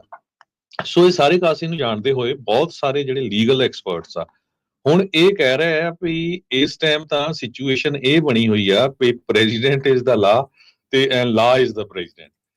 ਸੋ ਬਹੁਤ ਸਾਰੇ ਜਿਹੜੇ ਲੀਗਲ ਐਕਸਪਰਟ ਆ, ਹੁਣ ਤੁਸੀਂ ਦੇਖੋ ਵੀ ਇੱਕ ਜੇ ਜੱਜ ਦੇ ਆਰਡਰ ਨੂੰ ਨਹੀਂ ਮੰਨਿਆ ਜਾ ਰਿਹਾ ਤੇ ਉਹ ਲਾ ਜਿਹੜਾ 200 ਸਾਲ ਪੁਰਾਣਾ ਆ ਉਹ ਵੀ ਉਸ ਟਾਈਮ ਤੇ ਬਣਿਆ ਸੀ ਜਿਸ ਟਾਈਮ ਦੇ ਉੱਤੇ ਜੰਗ ਲੱਗੀ ਹੋਈ ਸੀਗੀ, ਵੀ ਉਸ ਜੰਗ ਦੇ ਦੌਰਾਨ ਜਿਹੜੇ ਲੋਕ ਆ ਉਹ ਉਲਟ ਤਾਂ ਨਹੀਂ ਅਮਰੀਕਾ ਦੇ ਜਾ ਸਕਦੇ ਹੈਗੇ। ਉਹ ਉਸ ਲਾ ਨੂੰ ਜਿਹੜਾ ਯੂਜ਼ ਕੀਤਾ ਜਾ ਰਿਹਾ ਹੈਗਾ ਆ। ਇਹਦੇ ਸੰਬੰਧ ਦੇ ਵਿੱਚ ਯੂਐਸ ਡਿਸਟ੍ਰਿਕਟ ਕੋਰਟ ਜੋ ਡਿਸਟ੍ਰਿਕਟ ਆਫ ਕੋਲੰਬੀਆ ਆ, ਉਹਨਾਂ ਨੇ 2 ਡਿਪੋਰਟੇਸ਼ਨ ਫਲਾਈਟਸ ਨੂੰ ਰੋਕਣ ਦੀ ਕੋਸ਼ਿਸ਼ ਕੀਤੀ ਸੀ। ਕਿੰਬਰਲੀ ਵੈਹਲੇ ਕਰਕੇ ਲਾ ਪ੍ਰੋਫੈਸਰ ਆ ਯੂਨੀਵਰਸਿਟੀ ਆਫ ਬਾਲਟੀਮੋਰ ਦੇ, ਉਹਨਾਂ ਨੇ ਇਹ ਕਿਹਾ ਆ ਵੀ ਇਹ ਹੁਣ ਅਸੀਂ ਤਾਂ ਇਹ ਦੇਖ ਰਹੇ ਹਾਂ, ਲਾ ਪ੍ਰੋਫੈਸਰ ਜੋ ਹਾਂਜੀ we are watching the accumulation of power in one person which is antithetical to the constitution democracy। Tom Homan ਹੁਣੀ ਤਾਂ ਇਹ ਕਹਿ ਰਿਹਾ ਵੀ ਅਸੀਂ ਜੱਜ ਦੀ ਕੇਅਰ ਹੀ ਨਹੀਂ ਕਰਦੇ ਹੈਗੇ, ਵੀ ਅਸੀਂ ਤਾਂ ਭੇਜਾਂਗੇ ਜਿਹੜਾ ਵੀ, ਉਹਨਾਂ ਨੂੰ ਤਾਂ ਹਰ ਇਲੀਗਲ ਬੰਦਾ ਜਿਹੜਾ ਆ ਉਹ ਟੈਰਰਿਸਟ ਹੀ ਲੱਗ ਰਿਹਾ ਹੈਗਾ। ਨਹੀਂ ਹਜੇ ਕਰੈਕਟ ਕਰਦਾ ਜਾਵਾਂ, ਇਲੀਗਲ ਨਹੀਂ, ਉਹਨਾਂ ਨੂੰ ਹਰ ਭੂਰੇ ਰੰਗ ਦਾ ਬੰਦਾ, ਹਰ ਰੰਗਦਾਰ ਬੰਦਾ ਜਿਹੜਾ ਉਹ ਇਸ ਤਰੀਕੇ ਨਾਲ ਲੱਗਦਾ, ਕਿਉਂਕਿ ਅਗਲੇ ਨੇ ਇਹ ਵੀ ਕਿਹਾ ਸੀਗਾ ਵੀ ਗ੍ਰੀਨ ਕਾਰਡ ਦਾ ਕੋਈ ਮਤਲਬ ਨਹੀਂ, ਅਸੀਂ ਜਿਹਨੂੰ ਵੀ ਲੱਗਦਾ ਉਹਨੂੰ ਚੱਕ ਕੇ ਬਾਹਰ ਮਾਰ ਸਕਦੇ ਹਾਂ ਜੀ। ਸੋ ਇਹ ਕਿੰਬਰਲੀ ਵੈਲੇ ਜੋ ਪ੍ਰੋਫੈਸਰ ਆ ਉਹ ਕਹਿੰਦੇ ਵੀ ਹੁਣ ਟਰੰਪ ਹੋਣੀ ਹੀ ਇਜ਼ ਨਾਓ ਦ ਲਾ, he decides what's legal and not legal, he decides winners and losers and arbitrary। ਜੱਜ ਜੇਮਸ ਜੋ ਵੋਸਬਰਗ ਆ ਉਹਨਾਂ ਨੂੰ ਪ੍ਰੈਜ਼ੀਡੈਂਟ ਬਰਾਕ ਓਬਾਮਾ ਉਹਨਾਂ ਨੇ ਅਪੁਆਇੰਟ ਕੀਤਾ ਸੀ, ਜਿਨ੍ਹਾਂ ਨੇ ਇਸ ਏਲੀਅਨ ਐਨੀਮੀਜ਼ ਐਕਟ ਜਿਸ ਨੂੰ ਟਰੰਪ ਹੁਣੀ ਯੂਜ਼ ਕਰ ਰਹੇ ਆ ਉਹਦੇ ਅਗੇਂਸਟ ਰੂਲਿੰਗ ਦਿੱਤੀ ਸੀਗੀ। ਤੇ ਉਹ ਤੋਂ ਬਾਅਦ ਜੋ ਮੈਗਾ ਦੀਆਂ ਵੌਇਸਸ ਆ ਜਿਹੜੇ ਟਰੰਪ ਉਹਨਾਂ ਦੇ ਮੇਕ ਅਮਰੀਕਾ ਗ੍ਰੇਟ ਅਗੇਨ, ਬਹੁਤ ਸਾਰੇ ਸਪੋਰਟਰਸ ਆ, ਉਹਨਾਂ ਨੇ ਜੱਜ ਦੇ ਉਲਟ ਜਿਹੜੇ ਬਿਆਨ ਦੇਣੇ ਸ਼ੁਰੂ ਕਰਤੇ ਵੀ ਜੱਜ ਨੂੰ ਇੰਪੀਚ ਕਰਨਾ ਚਾਹੀਦਾ ਹੈਗਾ ਆ। Even elected congressman Brandon Gill Republican Texas ਤੋਂ, ਉਹਨਾਂ ਨੇ ਵੀ ਇਹ ਕਿਹਾ ਵੀ ਜੱਜ ਨੂੰ ਇੰਪੀਚ ਕਰਨਾ ਚਾਹੀਦਾ ਹੈਗਾ। ਹਾਲਾਂਕਿ ਸੁਪਰੀਮ ਕੋਰਟ ਦੇ ਜੱਜ ਜਸਟਿਸ ਰੋਬਰਟਸ ਉਹਨਾਂ ਨੇ ਕਿਹਾ ਵੀ ਇਹ ਸਹੀ ਨਹੀਂ ਹੈ ਇਸ ਤਰ੍ਹਾਂ ਜਿਹੜਾ ਬੋਲਣਾ। ਇਸ ਤੋਂ ਬਿਨਾਂ ਇੱਕ ਹੋਰ ਪ੍ਰੋਫੈਸਰ ਆ ਇਲੀਆ ਸੋਮਿਨ, ਲਾ ਪ੍ਰੋਫੈਸਰ ਆ ਜਾਰਜ ਮੇਸਨ ਯੂਨੀਵਰਸਿਟੀ ਦੇ ਐਂਟੋਨੀਅਨ ਸਕੇਲੀਆ ਲਾ ਸਕੂਲ ਦੇ, ਉਹਨਾਂ ਨੇ ਇਹ ਕਿਹਾ ਆ ਵੀ ਜਿਹੜੀਆਂ 2 ਫਲਾਈਟਸ ਟਰੰਪ ਨਹੀਂ ਲੱਗਾ ਇਹ ਤਾਂ ਸ਼ਰੇਆਮ ਹੀ ਇਹ ਆ ਵੀ ਧੱਕਾ ਆ, ਵੀ ਅਸੀਂ ਨਹੀਂ ਮੰਨਦੇ ਕਿਸੇ ਨੂੰ ਹੈਗੇ। ਸੋ ਕਹਿੰਦੇ ਵੀ ਜੇ if the executive can defy court orders whenever they feel like it, they are essentially not constrained by the constitution and the law anymore। ਸੋ ਕਹਿੰਦੇ ਵੀ ਜੇ ਐਗਜ਼ੀਕਿਊਟਿਵ ਜਿਹੜਾ ਟੌਪ ਦਾ ਜਿਹੜਾ ਪ੍ਰੈਜ਼ੀਡੈਂਟ ਹੀ ਆ, ਮੰਨ ਲਓ ਵੀ ਜਿਹੜਾ ਹੈਡ ਆ ਗਵਰਨਮੈਂਟ ਦਾ, ਉਹੀ ਕੋਰਟ ਦੇ ਆਰਡਰ ਨੂੰ ਨਹੀਂ ਮੰਨ ਰਿਹਾ ਤੇ ਫਿਰ ਇੱਥੇ ਕੀ ਵਾਪਰੂਗਾ, ਉਹ ਤੁਸੀਂ ਸਾਰਾ ਕੁਝ ਸਾਹਮਣੇ ਦੇਖ ਰਹੇ ਆ। ਸੋ ਇਹ ਇੱਕ ਨਿਊਜ਼ ਸੀਗੀ ਵੀ ਹੀ ਇਜ਼ ਨਾਓ ਦ ਲਾ, ਐਕਸਪਰਟਸ ਜੋ ਆ ਉਹ ਸੋਚ ਰਹੇ ਹੈਗੇ ਆ, ਬਲੀਵ ਕਰ ਰਹੇ ਹੈਗੇ। ਬਿਲਕੁਲ, ਰਾਸ਼ਟਰਪਤੀ ਟਰੰਪ ਨੇ ਜਿਹੜਾ ਕੁਝ ਦਿਨ ਪਹਿਲਾਂ ਜਿਹੜਾ ਇਹ ਟਵੀਟ ਕੀਤਾ ਸੀ, ਹੀ ਹੂ ਸੇਵਸ ਦਾ ਕੰਟਰੀ ਡਜ਼ ਨਾਟ ਵਾਇਓਲੇਟ ਐਨੀ ਲਾ। ਹੁਣ ਇਹ ਆਪਣੇ ਮਨ ਦੇ ਵਿੱਚ ਇਹ ਕਹਿ ਰਿਹਾ ਵੀ ਅਸੀਂ ਮੁਲਕ ਨੂੰ ਬਚਾ ਰਹੇ ਹਾਂ, ਪਰ ਉਸ ਦੀ ਆੜ ਦੇ ਵਿੱਚ, ਉਸ ਚੀਜ਼ ਦੇ ਕਥਨ ਦੇ ਵਿੱਚ ਜੋ ਕੁਝ ਕਹਿੰਦੇ ਵੀ ਅਸੀਂ ਕਰ ਰਹੇ ਹਾਂ ਉਹਦੇ ਨਾਲ ਲਾ ਦੀ ਕਹਿੰਦੇ ਵੀ ਕੋਈ ਉਲੰਘਣਾ ਨਹੀਂ ਹੁੰਦੀ। ਹਾਂ, ਕੁਝ ਲੋਕ ਇਦਾਂ ਬਲੀਵ ਕਰਦੇ ਹੋਣਗੇ, ਪਰ ਜਿਹੜੇ ਚੈਕਸ ਐਂਡ ਬੈਲੈਂਸਿਸ ਬਣੇ ਆ, ਜੇ ਤੁਸੀਂ ਉਹਨਾਂ ਦੀਆਂ ਧੱਜੀਆਂ ਡਾ ਦੋਗੇ ਤਾਂ ਅਮਰੀਕਾ ਅਥੋਰੀਟੇਰੀਅਨ ਸਟੇਟ ਬਣਨ 'ਚ ਕੋਈ ਬੜਾ ਸਮਾਂ ਨਹੀਂ ਲੱਗਣਾ ਹੈਗਾ। ਉੱਦਾਂ ਇੱਥੇ ਅਮਰੀਕਾ 'ਚ ਕਹਿੰਦੇ ਤੇ ਆ ਵੀ ਅਸੀਂ ਜਿਹੜਾ ਸੈਕਿੰਡ ਅਮੈਂਡਮੈਂਟ ਦੇ ਵਿੱਚ ਹਥਿਆਰ ਰੱਖੇ ਆ ਉਹ ਇਹਨਾਂ ਚੀਜ਼ਾਂ ਦੀ ਬਚਾ ਲਈ ਆ। ਹੁਣ ਇਹ ਨਹੀਂ ਨਾ ਪਤਾ ਵੀ ਜਿਨ੍ਹਾਂ ਨੇ ਹਥਿਆਰ ਰੱਖੇ ਆ ਉਹ ਕੀ ਸੋਚਦੇ ਆ, ਵੀ ਇਹ ਬੰਦਾ ਰਾਜਾ ਹੀ ਬਣਾ ਕੇ ਰੱਖ ਲਈਏ ਇਹਨੂੰ ਜਾਂ ਕਿੱਦਾਂ ਆ। ਹੁਣ ਆਪਾਂ ਇੱਕ ਤੁਹਾਨੂੰ ਉਸ ਸਾਇੰਟਿਸਟ ਦੀ ਖਬਰ ਦੱਸੀ ਸੀ, ਫਰਾਂਸ ਤੋਂ ਜਿਹੜਾ ਆ ਰਿਹਾ ਸੀ, ਉਹਦਾ ਫੋਨ ਜਦੋਂ ਚੈੱਕ ਕੀਤਾ ਸੀ ਵਾਪਸੀ ਤੇ ਇੱਥੇ ਅਮਰੀਕਾ 'ਚ ਦਾਖਲ ਹੋਣ ਲੱਗਿਆ, ਉਹ ਕ੍ਰਿਟਿਕ ਸੀਗਾ, ਉਹ ਆਲੋਚਕ ਸੀਗਾ ਟਰੰਪ ਹੋਣਾ ਦਾ, ਟਰੰਪ ਐਡਮਿਨਿਸਟ੍ਰੇਸ਼ਨ ਦਾ। ਉਹ ਚੀਜ਼ ਨੂੰ ਦੇਖਦੇ ਹੋਏ ਕਹਿੰਦੇ ਵੀ ਉਸ ਨੂੰ ਵਾਪਸ ਮੋੜ ਦਿੱਤਾ ਗਿਆ। ਇਹ ਹੁਣ ਕੋਈ ਸੰਵਿਧਾਨ ਤਾਂ ਨਹੀਂ ਨਾ, ਇਹ ਤਾਂ ਹੁਣ ਫਿਰ ਰਾਜੇ ਦੀ ਅਹੰਕਾਰ ਹੀ ਹੈ ਨਾ, ਵੀ ਇਹ ਜਿਹੜੀਆਂ ਸਾਰੀਆਂ ਚੀਜ਼ਾਂ ਆਪਣੇ ਜਿਹੜੀਆਂ ਸਾਹਮਣੇ ਜਿਹੜੀਆਂ ਉਹ ਚੱਲ ਰਹੀਆਂ ਆ। ਕਹਿੰਦੇ ਵੀ ਟਰੰਪ ਜਿਹੜੇ ਪਹਿਲੇ ਤੇ ਕਰੰਟ ਜਾਂ ਫਾਰਮਰ ਪ੍ਰੈਜ਼ੀਡੈਂਟ ਆ, ਜਿਨ੍ਹਾਂ ਨੂੰ ਕ੍ਰਾਈਮ ਦੇ ਲਈ ਕਨਵਿਕਟ ਕੀਤਾ ਗਿਆ ਆ, ਤੇ ਉਸ ਤੋਂ ਬਾਅਦ ਦੇ ਵਿੱਚ ਉਹਨਾਂ ਨੂੰ ਹੁਣ ਕਿਉਂਕਿ ਸੁਪਰੀਮ ਕੋਰਟ ਨੇ ਉਹਨਾਂ ਨੂੰ ਜਿਹੜੀ ਇੱਕ ਇਮਿਊਨਿਟੀ ਦਿੱਤੀ ਆ ਨਾ, ਉਹ ਉਹਨਾਂ ਨੂੰ ਪਤਾ ਆ ਵੀ ਜਿਹੜਾ ਸੁਪਰੀਮ ਕੋਰਟ ਨੇ ਉਹ ਪਰਿਭਾਸ਼ਾ ਡਿਫਾਈਨ ਕਰ ਦਿੱਤੀ ਵੀ ਅਧਿਕਾਰਤ ਕੰਮ ਕਰਦੇ ਹੋਏ, ਪ੍ਰੈਜ਼ੀਡੈਂਸ਼ੀਅਲ ਡਿਊਟੀਜ਼ ਕਰਦੇ ਹੋਏ ਤੁਸੀਂ ਕੁਝ ਵੀ ਕਰੋ, ਤੁਸੀਂ ਇਮਿਊਨ ਆ। ਹੁਣ ਅਗਲੇ ਨੂੰ ਕੀ ਡਰ ਆ? ਕਿਸੇ ਨੂੰ ਡਰ ਥੋੜੀ ਰਹਿ ਗਿਆ ਵੀ ਉਹ ਜੋ ਮਰਜ਼ੀ ਜਿਹੜਾ ਕਰਨਾ, ਉਹ ਅਗਲੇ ਨੇ ਇਹੀ ਕਹਿਣਾ ਆ ਵੀ ਮੈਂ ਤਾਂ ਜੀ ਅਧਿਕਾਰਤ ਕੰਮ ਕਰ ਰਿਹਾ ਸੀ, ਪ੍ਰੈਜ਼ੀਡੈਂਸ਼ੀਅਲ ਡਿਊਟੀਜ਼ ਜਿਹੜੀਆਂ ਨਿਭਾ ਰਿਹਾ ਸੀ, ਇਸ ਲਈ ਮੈਂ ਇਹ ਕੰਮ ਕੀਤਾ। ਕੱਲ ਨੂੰ ਇਹ ਸਾਰੀਆਂ ਚੀਜ਼ਾਂ ਗਲਤ ਵੀ ਸਾਬਤ ਹੁੰਦੀਆਂ ਆ ਤਾਂ ਉਹਦਾ ਇਹਨਾਂ ਨੂੰ ਕੋਈ ਭੁਗਤਾਨ ਨਹੀਂ ਕਰਨਾ ਪੈਣਾ, ਕਿਉਂਕਿ ਅਮਰੀਕਾ ਨੇ, ਸੁਪਰੀਮ ਕੋਰਟ ਨੇ ਇਹ ਆਪਾਂ ਨੂੰ ਹੁਣ ਦੱਸ ਦਿੱਤਾ ਆ ਵੀ ਜਿਹੜਾ ਵੀ ਕੋਈ ਰਾਸ਼ਟਰਪਤੀ ਬਣਦਾ ਆ ਤਾਂ ਉਹ ਜਦੋਂ ਉਹ ਆਪਣੇ ਅਧਿਕਾਰਤ ਕੰਮ ਕਰ ਰਿਹਾ ਤੇ ਉਹਦੇ ਲਈ ਉਹਨਾਂ ਨੂੰ ਕ੍ਰਾਈਮ ਦੇ ਵਿੱਚ ਚਾਰਜ ਜਿਹੜਾ ਉਹ ਨਹੀਂ ਕੀਤਾ ਜਾ ਸਕਦਾ, ਕੋਈ ਕੇਸ ਜਿਹੜਾ ਉਹ ਨਹੀਂ ਚੱਲ ਸਕਦਾ। ਹੁਣ ਆਪਾਂ ਨੂੰ ਇਹ ਦੇਖਣਾ ਵੀ ਆਉਂਦੇ 4 ਸਾਲਾਂ ਤੱਕ ਬਣਨਾ ਜਿਹੜਾ ਇੱਥੇ ਕੀ ਆ। ਸੋ ਹੁਣ ਅਗਲੀ ਜਿਹੜੀ ਹਰਜੋਤ ਸਿੰਘ ਜੀ ਹੋਰ ਧਮਾਕੇਦਾਰ ਜਿਹੜੀ ਇਹ ਚੀਜ਼ ਹੈਗੀ ਆ, ਇਹ ਅਸਲ ਦੇ ਵਿੱਚ ਜਿਹੜਾ ਦੇਖੋ ਵੀ ਸੰਨ ਕਿੱਦਾਂ ਜਿਹੜੀ ਉਹ ਲੱਗ ਰਹੀ ਆ, ਕਿਸ ਤਰੀਕੇ ਦੇ ਨਾਲ ਇਹ ਲੋਕਾਂ ਦੇ ਮਗਰ ਇਸ ਟਾਈਮ ਜਾ ਰਹੇ ਆ। IRS ਤੇ ICE ਤਿੰਨ ਅੱਖਰਾਂ ਦੀਆਂ ਦੋ ਜਿਹੜੀਆਂ ਏਜੰਸੀਆਂ ਆਪਸ ਦੇ ਵਿੱਚ ਹੱਥ ਮਿਲਾ ਰਹੀਆਂ ਆ। ਇੰਟਰਨਲ ਰੈਵਨਿਊ ਸਰਵਿਸ ਤੇ information custom immigration enforcement custom enforcement ਵਾਲੇ ਜਿਹੜੇ ਆ ਉਹ ਜਿਹੜੇ ਆਪਸ 'ਚ ਹੱਥ ਮਿਲਾ ਰਹੇ ਆ। ਕਹਿੰਦੇ ਵੀ IRS ਵਾਲੇ ਮੰਨ ਰਹੇ ਆ ਵੀ ਅਸੀਂ ਜਿਹੜੇ ਅਨਡਾਕੂਮੈਂਟਡ ਮਾਈਗ੍ਰੈਂਟਸ ਆ, ਜਿਹੜਾ ਉਹਨਾਂ ਨੂੰ ਸ਼ੱਕ ਆ ਵੀ ਬੰਦਾ ਅਨਡਾਕੂਮੈਂਟਡ ਮਾਈਗ੍ਰੈਂਟ ਆ, ਉਹਨਾਂ ਦੇ ਐਡਰੈਸ ਅਸੀਂ ICE ਦੇ ਨਾਲ ਜਿਹੜੇ ਉਹ ਸ਼ੇਅਰ ਕਰਨੇ ਆ। ਸੋ ਜਦੋਂ IRS ਦੇ ਵਿੱਚ ਅਕਸਰ ਜਿਹੜੇ ਲੋਕ ਟੈਕਸ ਭਰਦੇ ਆ ਉਹ ਸਹੀ ਐਡਰੈਸ ਲਿਖਦੇ ਆ ਵੀ ਚੈੱਕ ਆਪਾਂ ਨੂੰ ਜਿਹੜਾ ਰਿਟਰਨ ਆਉਣਾ ਉਹ ਵੀ ਸਹੀ ਟਿਕਾਣੇ ਤੇ ਆਵੇ, ਖਾਤਾ ਜਿਹੜਾ ਉਹਦੇ ਵਿੱਚ ਆਪਣਾ ਜਿਹੜਾ ਉਹ ਨਾਲ ਇਨਕਲੂਡਡ ਹੁੰਦਾ ਆ। ਸੋ ਹੁਣ ਜਦ IRS ਪਹਿਲਾਂ ਵੀ ਇਹ ਕੋਸ਼ਿਸ਼ਾਂ ਹੁੰਦੀਆਂ ਰਹੀਆਂ, ICE ਨੇ ਬੜੀਆਂ ਦਰਖਾਸਤਾਂ ਲਾਉਂਦੇ ਰਹੇ, ਪਹਿਲੇ ਪ੍ਰਸ਼ਾਸਨਾਂ ਦੇ ਵਿੱਚ ਵੀ ਕੋਸ਼ਿਸ਼ ਇਹ ਕਰਦੀ ਰਹੀ ਵੀ ਸਾਡੇ ਕੋਲ ਸਾਨੂੰ ਡਾਟਾ ਦਿਓ, ਪਰ IRS ਵਾਲੇ ਮੰਨੇ ਨਹੀਂ। ਹੁਣ IRS ਦੇ ਵਾਚਡੌਗ, ਇੰਸਪੈਕਟਰ ਜਨਰਲਸ ਤੇ ਉਹਨਾਂ ਨੇ ਉਹ ਅਧਿਕਾਰੀ ਟਰੰਪ ਹੋਣਾ ਨੇ ਐ ਚੱਕ ਕੇ ਬਾਹਰ ਮਾਰੇ ਆ ਤਾਂ ਜੋ ਇਸ ਕੰਮ ਦੇ ਵਿੱਚ ਉਹਨਾਂ ਨੂੰ ਸੌਖ ਹੋਵੇ। ਸੋ ਅਨਡਾਕੂਮੈਂਟਡ ਮਾਈਗ੍ਰੈਂਟਸ, ਇਮੀਗ੍ਰੈਂਟਸ ਜਿਹੜੇ ਆ, ਜਿਨ੍ਹਾਂ ਨੂੰ ਇਹ ਸੀਗਾ ਵੀ ਦੇਖ ਵੀ ਅਸੀਂ ਤਾਂ ਟੈਕਸ ਭਰਦੇ ਆ, ਅਸੀਂ ਕਿਹੜਾ ਕੋਈ ਕ੍ਰਾਈਮ ਕੀਤਾ ਆ, ਦੇਖ ਕਿੰਨਾ ਵਧੀਆ ਅਸੀਂ ਯੋਗਦਾਨ ਪਾ ਰਹੇ ਆ ਅਮਰੀਕਾ ਦੇ ਇਸ ਭਵਿੱਖ ਦੇ ਵਿੱਚ। ਹੁਣ ਉਹਨਾਂ ਨੂੰ ਉਸੇ ਚੀਜ਼ ਦੇ ਲਈ ਜਿਹੜਾ ਉਹ ਟੰਗੜ ਨੂੰ ਜਿਹੜੀ ਉਹ ਤਿਆਰੀ ਕਰੀ ਬੈਠੇ ਆ। ਕਹਿੰਦੇ ਵੀ IRS ICE ਦੇ ਨਾਲ ਉਹਨਾਂ ਲੋਕਾਂ ਦਾ ਐਡਰੈਸ ਸ਼ੇਅਰ ਕਰ ਸਕਦਾ। ਅਜੇ ਆਲਮੋਸਟ ਹੱਥ ਮਿਲ ਗਏ ਆ, ਕਹਿੰਦੇ ਵੀ ਡੀਲ ਜਿਹੜੀ ਇਹਨਾਂ ਦੀ ਬਿਲਕੁਲ ਬਣਨ ਵਾਲੀ ਆ। ਜਿਹੜੀ ਮਾਸ ਡੈਪੋਟੇਸ਼ਨ ਦੀ ਕੜੀ ਦੇ ਵਿੱਚ ਇਹ ਜਿਹੜੀ ਨਵੀਂ ਕੜੀ ਜਿਹੜੀ ਹਰਜੋਤ ਸਿੰਘ ਜੀ ਜੁੜਨ ਜਾ ਰਹੀ ਆ, ਇਹਦੇ ਨਾਲ ਜਿਹੜੇ ਰਾਸ਼ਟਰਪਤੀ ਟਰੰਪ ਤੇ ਟਰੰਪ ਪ੍ਰਸ਼ਾਸਨ, ICE, ਟੌਮ ਹੋਮਨ, ਕ੍ਰਿਸਟੀ ਨੋਮ, ਉਹਨਾਂ ਨੂੰ ਇੰਨਾ ਕੁ ਵੱਡਾ ਜਿਹੜਾ ਇੱਕ ਡਾਟਾਬੇਸ ਜਿਹੜਾ ਮਿਲ ਜਾਊਗਾ, ਜਿਹਨੂੰ ਜਦੋਂ ਮਰਜ਼ੀ ਜਿੱਥੋਂ ਮਰਜ਼ੀ ਜਿਹੜੇ ਅਗਲੇ ਚੱਕ ਕੇ ਡਿਟੇਨ ਕਰਨ ਵੱਲ ਨੂੰ ਕਾਰਵਾਈ ਪਾ ਸਕਦੇ ਨੇ। ਨਾਰਮਲੀ ਜਿਹੜੀ ਤੁਹਾਡੀ ਪਰਸਨਲ ਟੈਕਸ ਇਨਫੋਰਮੇਸ਼ਨ ਆ, ਈਵਨ ਇੰਡੀਵਿਜੂਅਲ ਨੇਮ ਜਾਂ ਐਡਰੈਸ, ਉਸ ਨੂੰ ਕੌਨਫੀਡੈਂਸ਼ੀਅਲ ਗਿਣਿਆ ਜਾਂਦਾ ਆ ਤੇ ਬਹੁਤ ਕਲੋਜ਼ਲੀ ਗਾਰਡਡ ਆ IRS ਦੇ ਵਿੱਚ। ਇਹ ਅੱਜ ਦੀ ਵਾਸ਼ਿੰਗਟਨ ਪੋਸਟ ਆ, ਉਹਨਾਂ ਨੇ ਆਰਟੀਕਲ ਛਾਪਿਆ ਬਹੁਤ ਵੱਡਾ। ਕਹਿੰਦੇ ਵੀ ਅਨਲਾਫੁਲੀ ਡਿਸਕਲੋਜ਼ਿੰਗ ਟੈਕਸ ਡਾਟਾ, ਇਹਦੇ ਨਾਲ ਸਿਵਲ ਤੇ ਕ੍ਰਿਮੀਨਲ ਪੈਨਲਟੀਜ਼ ਹੁੰਦੀਆਂ। ਤੁਹਾਨੂੰ ਯਾਦ ਹੋਊਗਾ ਪ੍ਰੈਜ਼ੀਡੈਂਟ ਟਰੰਪ ਉਹਨਾਂ ਦਾ ਜਦੋਂ ਟੈਕਸ ਦੇ ਪੇਪਰਸ ਡਿਸਕਲੋਜ਼ ਕੀਤੇ ਗਏ ਸੀ, ਕਿੰਨਾ ਰੌਲਾ ਪਿਆ ਸੀ ਵੀ ਦੇਖੋ ਜੀ ਇਹ ਕ੍ਰਿਮੀਨਲ ਐਕਟੀਵਿਟੀ ਆ। ਸੋ ਟੈਕਸ ਇਨਫੋਰਮੇਸ਼ਨ ਸ਼ੇਅਰ ਕੀਤੀ ਜਾ ਸਕਦੀ ਆ ਫੈਡਰਲ ਲਾ ਐਨਫੋਰਸਮੈਂਟ ਦੇ ਨਾਲ, ਉਹ ਜਦੋਂ ਕੋਰਟ ਆਰਡਰ ਕਰਦਾ ਕੁਛ ਨਾ ਕੁਛ, typically with the approval from the court. ਜੇ ਕੋਰਟ ਆਰਡਰ ਕਰਦਾ, ਕਿਸੇ ਦਾ ਕੇਸ ਚੱਲਦਾ ਆ, ਤਾਂ ਸ਼ੇਅਰ ਕੀਤੀ ਜਾ ਸਕਦੀ ਆ।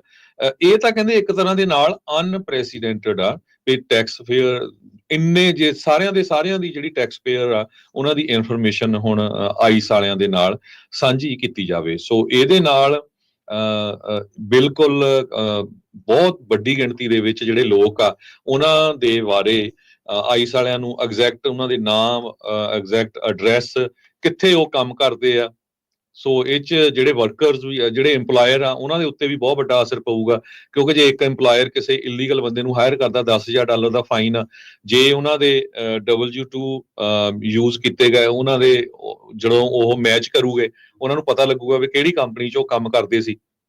ਸੋ ਇਹ ਇੱਕ ਬਹੁਤ ਵੱਡਾ ਜਿਹੜਾ ਅਸਰ ਹੋਣ ਜਾ ਰਿਹਾ ਇੰਡੀਵਿਜੂਅਲ ਦੇ ਉੱਤੇ ਵੀ, EMPLOYER ਦੇ ਉੱਤੇ ਵੀ। ਇਹ ਅੱਜ ਦੀ ਜਿਹੜੀ ਵਾਸ਼ਿੰਗਟਨ ਪੋਸਟ ਆ ਉਹਨਾਂ ਨੇ ਅੱਜ ਇੱਕ ਰਿਪੋਰਟ ਕੀਤਾ ਆ। ਇਸ ਤੋਂ ਅਗਲੀ ਖਬਰ ਗ੍ਰੀਨ ਕਾਰਡ ਹੋਲਡਰਸ ਦੇ ਨਾਲ ਆ। ਆਪਾਂ ਬਾਰ-ਬਾਰ ਕਹਿੰਦੇ ਰਹਿੰਦੇ ਆ ਰਾਜਕਨਵੀਰ ਸਿੰਘ ਜੀ, ਵੀ ਜੇ ਤੁਸੀਂ ਪਤਾ ਹੀ ਆ ਵੀ ਅਮਰੀਕਾ ਦੇ ਪਰਮਾਨੈਂਟ ਰੈਜ਼ੀਡੈਂਟ ਬਣ ਗਏ ਆ, 4 5 7 10 ਸਾਲ ਤੋਂ ਰਹਿੰਦੇ, ਤੁਹਾਨੂੰ ਸਿਟੀਜ਼ਨ ਬਣਨਾ ਚਾਹੀਦਾ। ਬਹੁਤ ਸਾਰੇ ਲੋਕ ਜਿਹੜੇ ਸਿਟੀਜ਼ਨ ਨਹੀਂ ਬਣਦੇ ਹੈਗੇ। ਹੁਣ ਇਹ ਖਬਰ ਆ ਰਹੀ ਆ ਵੀ ਇੱਕ 64 ਸਾਲਾਂ ਦੀ ਫਿਲਪੀਨੋ ਮੂਲ ਦੀ ਬੀਬੀ ਜਿਹਦੇ ਕੋਲ 50 ਸਾਲਾਂ ਤੋਂ ਗ੍ਰੀਨ ਕਾਰਡ ਸੀਗਾ, 50 ਈਅਰ ਤੋਂ ਗ੍ਰੀਨ ਕਾਰਡ ਸੀ, ਉਸ ਨੂੰ ਅਰੈਸਟ ਕੀਤਾ ਗਿਆ ਸਿਆਟਲ 에ਅਰਪੋਰਟ ਦੇ ਉੱਤੇ। ਤੇ ਅਰੈਸਟ ਕਰਕੇ ਉਹਨੂੰ ਫਰਵਰੀ 28 ਨੂੰ ਅਰੈਸਟ ਕੀਤਾ ਜਦੋਂ ਉਹ ਵਾਪਸ ਫਿਲੀਪੀਨਸ ਤੋਂ ਆਈ। ਤੇ ਹੁਣ ਉਹਦੀ ਜਿਹੜੀ ਡੇਟ ਆ ਉਹ ਜੁਲਾਈ 'ਚ ਜਾ ਕੇ ਰੱਖੀ ਆ, ਉਹ ਜੇਲ੍ਹ ਦੇ ਵਿੱਚ ਹੀ ਰਹੂਗੀ। ਸੋ ਉਹਦੀ ਜਿਹੜੀ ਡਿਟੇਲਡ ਇਨਫੋਰਮੇਸ਼ਨ ਆਣੀ ਸ਼ੁਰੂ ਹੋਈ ਆ, ਕਹਿੰਦੇ ਵੀ ਇੱਕ ਹਸਪੀਟਲ ਦੇ ਵਿੱਚ ਲੈਬ ਦੇ ਵਿੱਚ ਉਹ ਕੰਮ ਕਰਦੀ ਹੈਗੀ ਆ। 64 ਸਾਲਾਂ ਦੀ ਇਹ ਬੀਬੀ, ਕਿਤੇ ਇੱਕ ਜਗ੍ਹਾ ਦੇ ਉੱਤੇ ਉਹਦੇ ਤੇ ਚਾਰजेस ਲੱਗੇ ਸੀ ਫਾਈਨੈਂਸ਼ੀਅਲ ਐਮਬੈਜ਼ਲਮੈਂਟ ਦੇ, ਜਿਹਦੇ ਕਰਕੇ ਉਹਨੂੰ $6400 ਦਾ ਜਿਹੜਾ ਫਾਈਨ ਹੋਇਆ ਸੀ। 30 ਦਿਨਾਂ ਲਈ ਹਾਫ ਵੇ ਹਾਊਸ ਦੀ ਉਹਨੂੰ ਸਜ਼ਾ ਦਿੱਤੀ ਗਈ ਸੀ, ਕੋਈ ਜੇਲ੍ਹ ਟਰਮ ਨਹੀਂ ਹੋਇਆ ਸੀਗਾ। ਸੋ ਉਸ ਨੂੰ ਟ੍ਰਿਗਰ ਕਰਕੇ ਜਦੋਂ ਉਹ ਵਾਪਸ ਆ ਰਹੀ ਸੀ ਫਿਲੀਪਾਈਨਸ ਤੋਂ ਵਿਜ਼ਿਟ ਕਰਕੇ, ਤੇ ਉਸ ਨੂੰ 에ਅਰਪੋਰਟ ਦੇ ਉੱਤੇ ਅਰੈਸਟ ਕਰ ਲਿਆ ਗਿਆ ਹੈ ਜੀ। ਸੋ ਬਹੁਤ ਕੁਝ ਜਿਹੜਾ ਉਹ ਚੱਲ ਰਿਹਾ। ਉਧਰ US ਦੇ ਜਿਹੜੇ ਇਮੀਗ੍ਰੇਸ਼ਨ ਅਟਾਰਨੀਜ਼ ਆ, ਟਰੈਵਲ ਐਡਵਾਈਜ਼ਰੀਜ਼ ਇਸ਼ੂਜ਼ ਜਿਹੜੇ ਵਾਰਨਿੰਗਸ ਆ ਉਹ ਇਸ਼ੂ ਕਰ ਰਹੇ ਆ। ਤੁਸੀਂ H1B ਤੇ ਆ, ਤੁਸੀਂ F1 ਤੇ ਆ, ਤੁਸੀਂ ਕਿਸੇ ਵੀ ਹੋਰ ਵੀਜ਼ੇ ਤੇ ਆ, ਇੱਥੋਂ ਤੱਕ ਕਿ ਗ੍ਰੀਨ ਕਾਰਡ ਹੋਲਡਰਸ ਨੂੰ ਵੀ ਉਹ ਕਹਿ ਰਹੇ ਆ ਵੀ ਭਾਈ ਜੇ ਨਹੀਂ ਲੋੜ ਤੇ ਨਾ ਜਾਓ।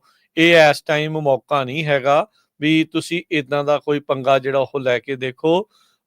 ਜਿਹੜੇ ਉੱਥੇ ਬੈਠੇ ਅਧਿਕਾਰੀ ਆ, ਦੇਖੋ ਸਾਰਿਆਂ ਦੇ ਨਾਲ ਨਹੀਂ ਇਦਾਂ ਹੁੰਦਾ। ਇਹ ਤੁਹਾਨੂੰ ਜਿਹੜਾ ਉਹ ਦੱਸਦੇ ਜਾਈਏ ਵੀ ਇਹ ਐਵੇਂ ਜੇ ਕਹੀਏ ਵੀ ਨਹੀਂ ਵੀ ਹੁਣ ਸਾਰਿਆਂ ਦੀ ਗਿੱਚੀ ਜਿਹੜੀ ਮਰੋੜੀ ਜਾਂਦੇ, ਨਹੀਂ।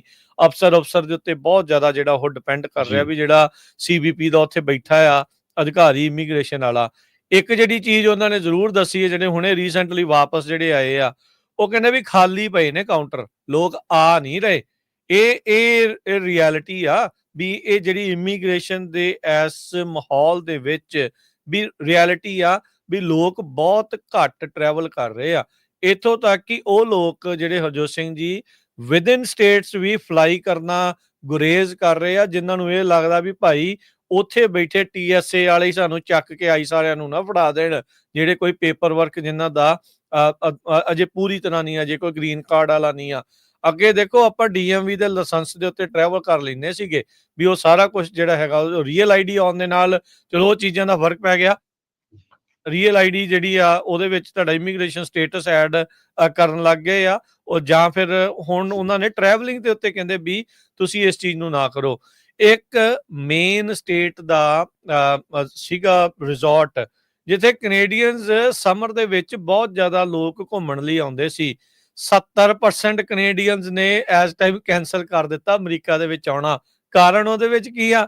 ਟਰੰਪ ਹੁਣੀ ਕਹਿੰਦੇ ਵੀ ਅਸੀਂ ਕੈਨੇਡਾ ਤੇ ਕਰਨਾ ਕਬਜ਼ਾ, ਅਸੀਂ ਉਹਨੂੰ ਬਣਾਉਣੀ ਹੈ 51ਵਾਂ ਸੂਬਾ, ਤੇ ਉਹਨਾਂ ਦਾ ਵੀ ਰਾਸ਼ਟਰਵਾਦ ਜਾਗਿਆ, ਕਹਿੰਦੇ ਵੀ ਹੁਣ ਅਸੀਂ ਵੀ ਜਿਹੜਾ ਇੱਧਰ ਅਮਰੀਕਾ ਨੂੰ ਨਹੀਂ ਜਾਣਾ। ਸੋ ਟਰੈਵਲ ਦੇ ਉੱਤੇ ਵੱਡਾ ਜਿਹੜਾ ਉਹ ਅਸਰ ਪਿਆ ਆ। ਸੋ ਬਾਕੀ ਇਹ ਆ ਵੀ ਜਦੋਂ ਵੀ ਤੁਹਾਡੇ ਕੋਲ ਇੱਧਰ ਕੋਈ ਆ ਰਿਹਾ ਆ, ਉਹ ਜਿਹੜਾ ਧਿਆਨ ਦੇ ਨਾਲ, ਖਾਸ ਕਰਕੇ ਭਾਈ ਉਹ ਲੋਕ ਜਿਹੜੇ ਅਸਾਈਲਮ ਦੇ ਆਧਾਰ ਦੇ ਉੱਤੇ ਇੱਥੇ ਪੱਕੇ ਹੋਏ ਆ, ਜੇ ਉਹਨਾਂ ਦੇ ਕੋਲ ਗ੍ਰੀਨ ਕਾਰਡ ਵੀ ਹੈਗਾ ਆ, ਤੁਸੀਂ ਸਿੱਧਾ ਡਾਇਰੈਕਟ ਫਲਾਈਟ ਕਰਕੇ ਲੈ ਕੇ ਆ ਰਹੇ ਆ, ਤਾਂ ਭਾਈ ਉਹਨਾਂ ਨੂੰ ਕੋਈ ਸ਼ੱਕ ਸੁਦਾ ਰਹਿ ਨਹੀਂ ਜਾਣੀ ਵੀ ਤੁਸੀਂ ਇਹ ਨਹੀਂ ਕਹਿ ਸਕਦੇ ਵੀ ਹੁਣ ਸਾਡੇ ਮੁਲਕ ਦੇ ਵਿੱਚ ਉੱਥੇ ਕੀ ਹਾਲਾਤ ਆ ਤੇ ਇੱਥੇ ਕੀ ਹਾਲਾਤ ਆ। ਅੱਗੋਂ ਕੋਈ ਅਫਸਰ ਕੱਬਾ ਹੋਇਆ, ਉਹਨਾਂ ਨੇ ਕਹਿਣਾ ਅੱਛਾ ਵੀ ਭਾਈ ਉੱਥੇ ਹਾਲਾਤ ਹੁਣ ਠੀਕ ਆ ਤੇ ਫਿਰ ਇੱਥੇ ਕੀ ਕਰਦੇ ਆ, ਜਾਓ ਫਿਰ ਵਾਪਸ। ਕਹਿਣ ਨੂੰ ਕੀ, ਅਗਲੇ ਨੇ ਕਹਿ ਹੀ ਦੇਣਾ। ਸੋ ਜਿੱਦਾਂ ਦੇ ਹਾਲਾਤ ਬਣੇ ਪਏ ਆ, ਕੁਛ ਵੀ ਜਿਹੜਾ ਉਹ ਤੁਹਾਨੂੰ ਕਹਿ ਸਕਦੇ ਆ, ਕਰ ਸਕਦੇ ਆ।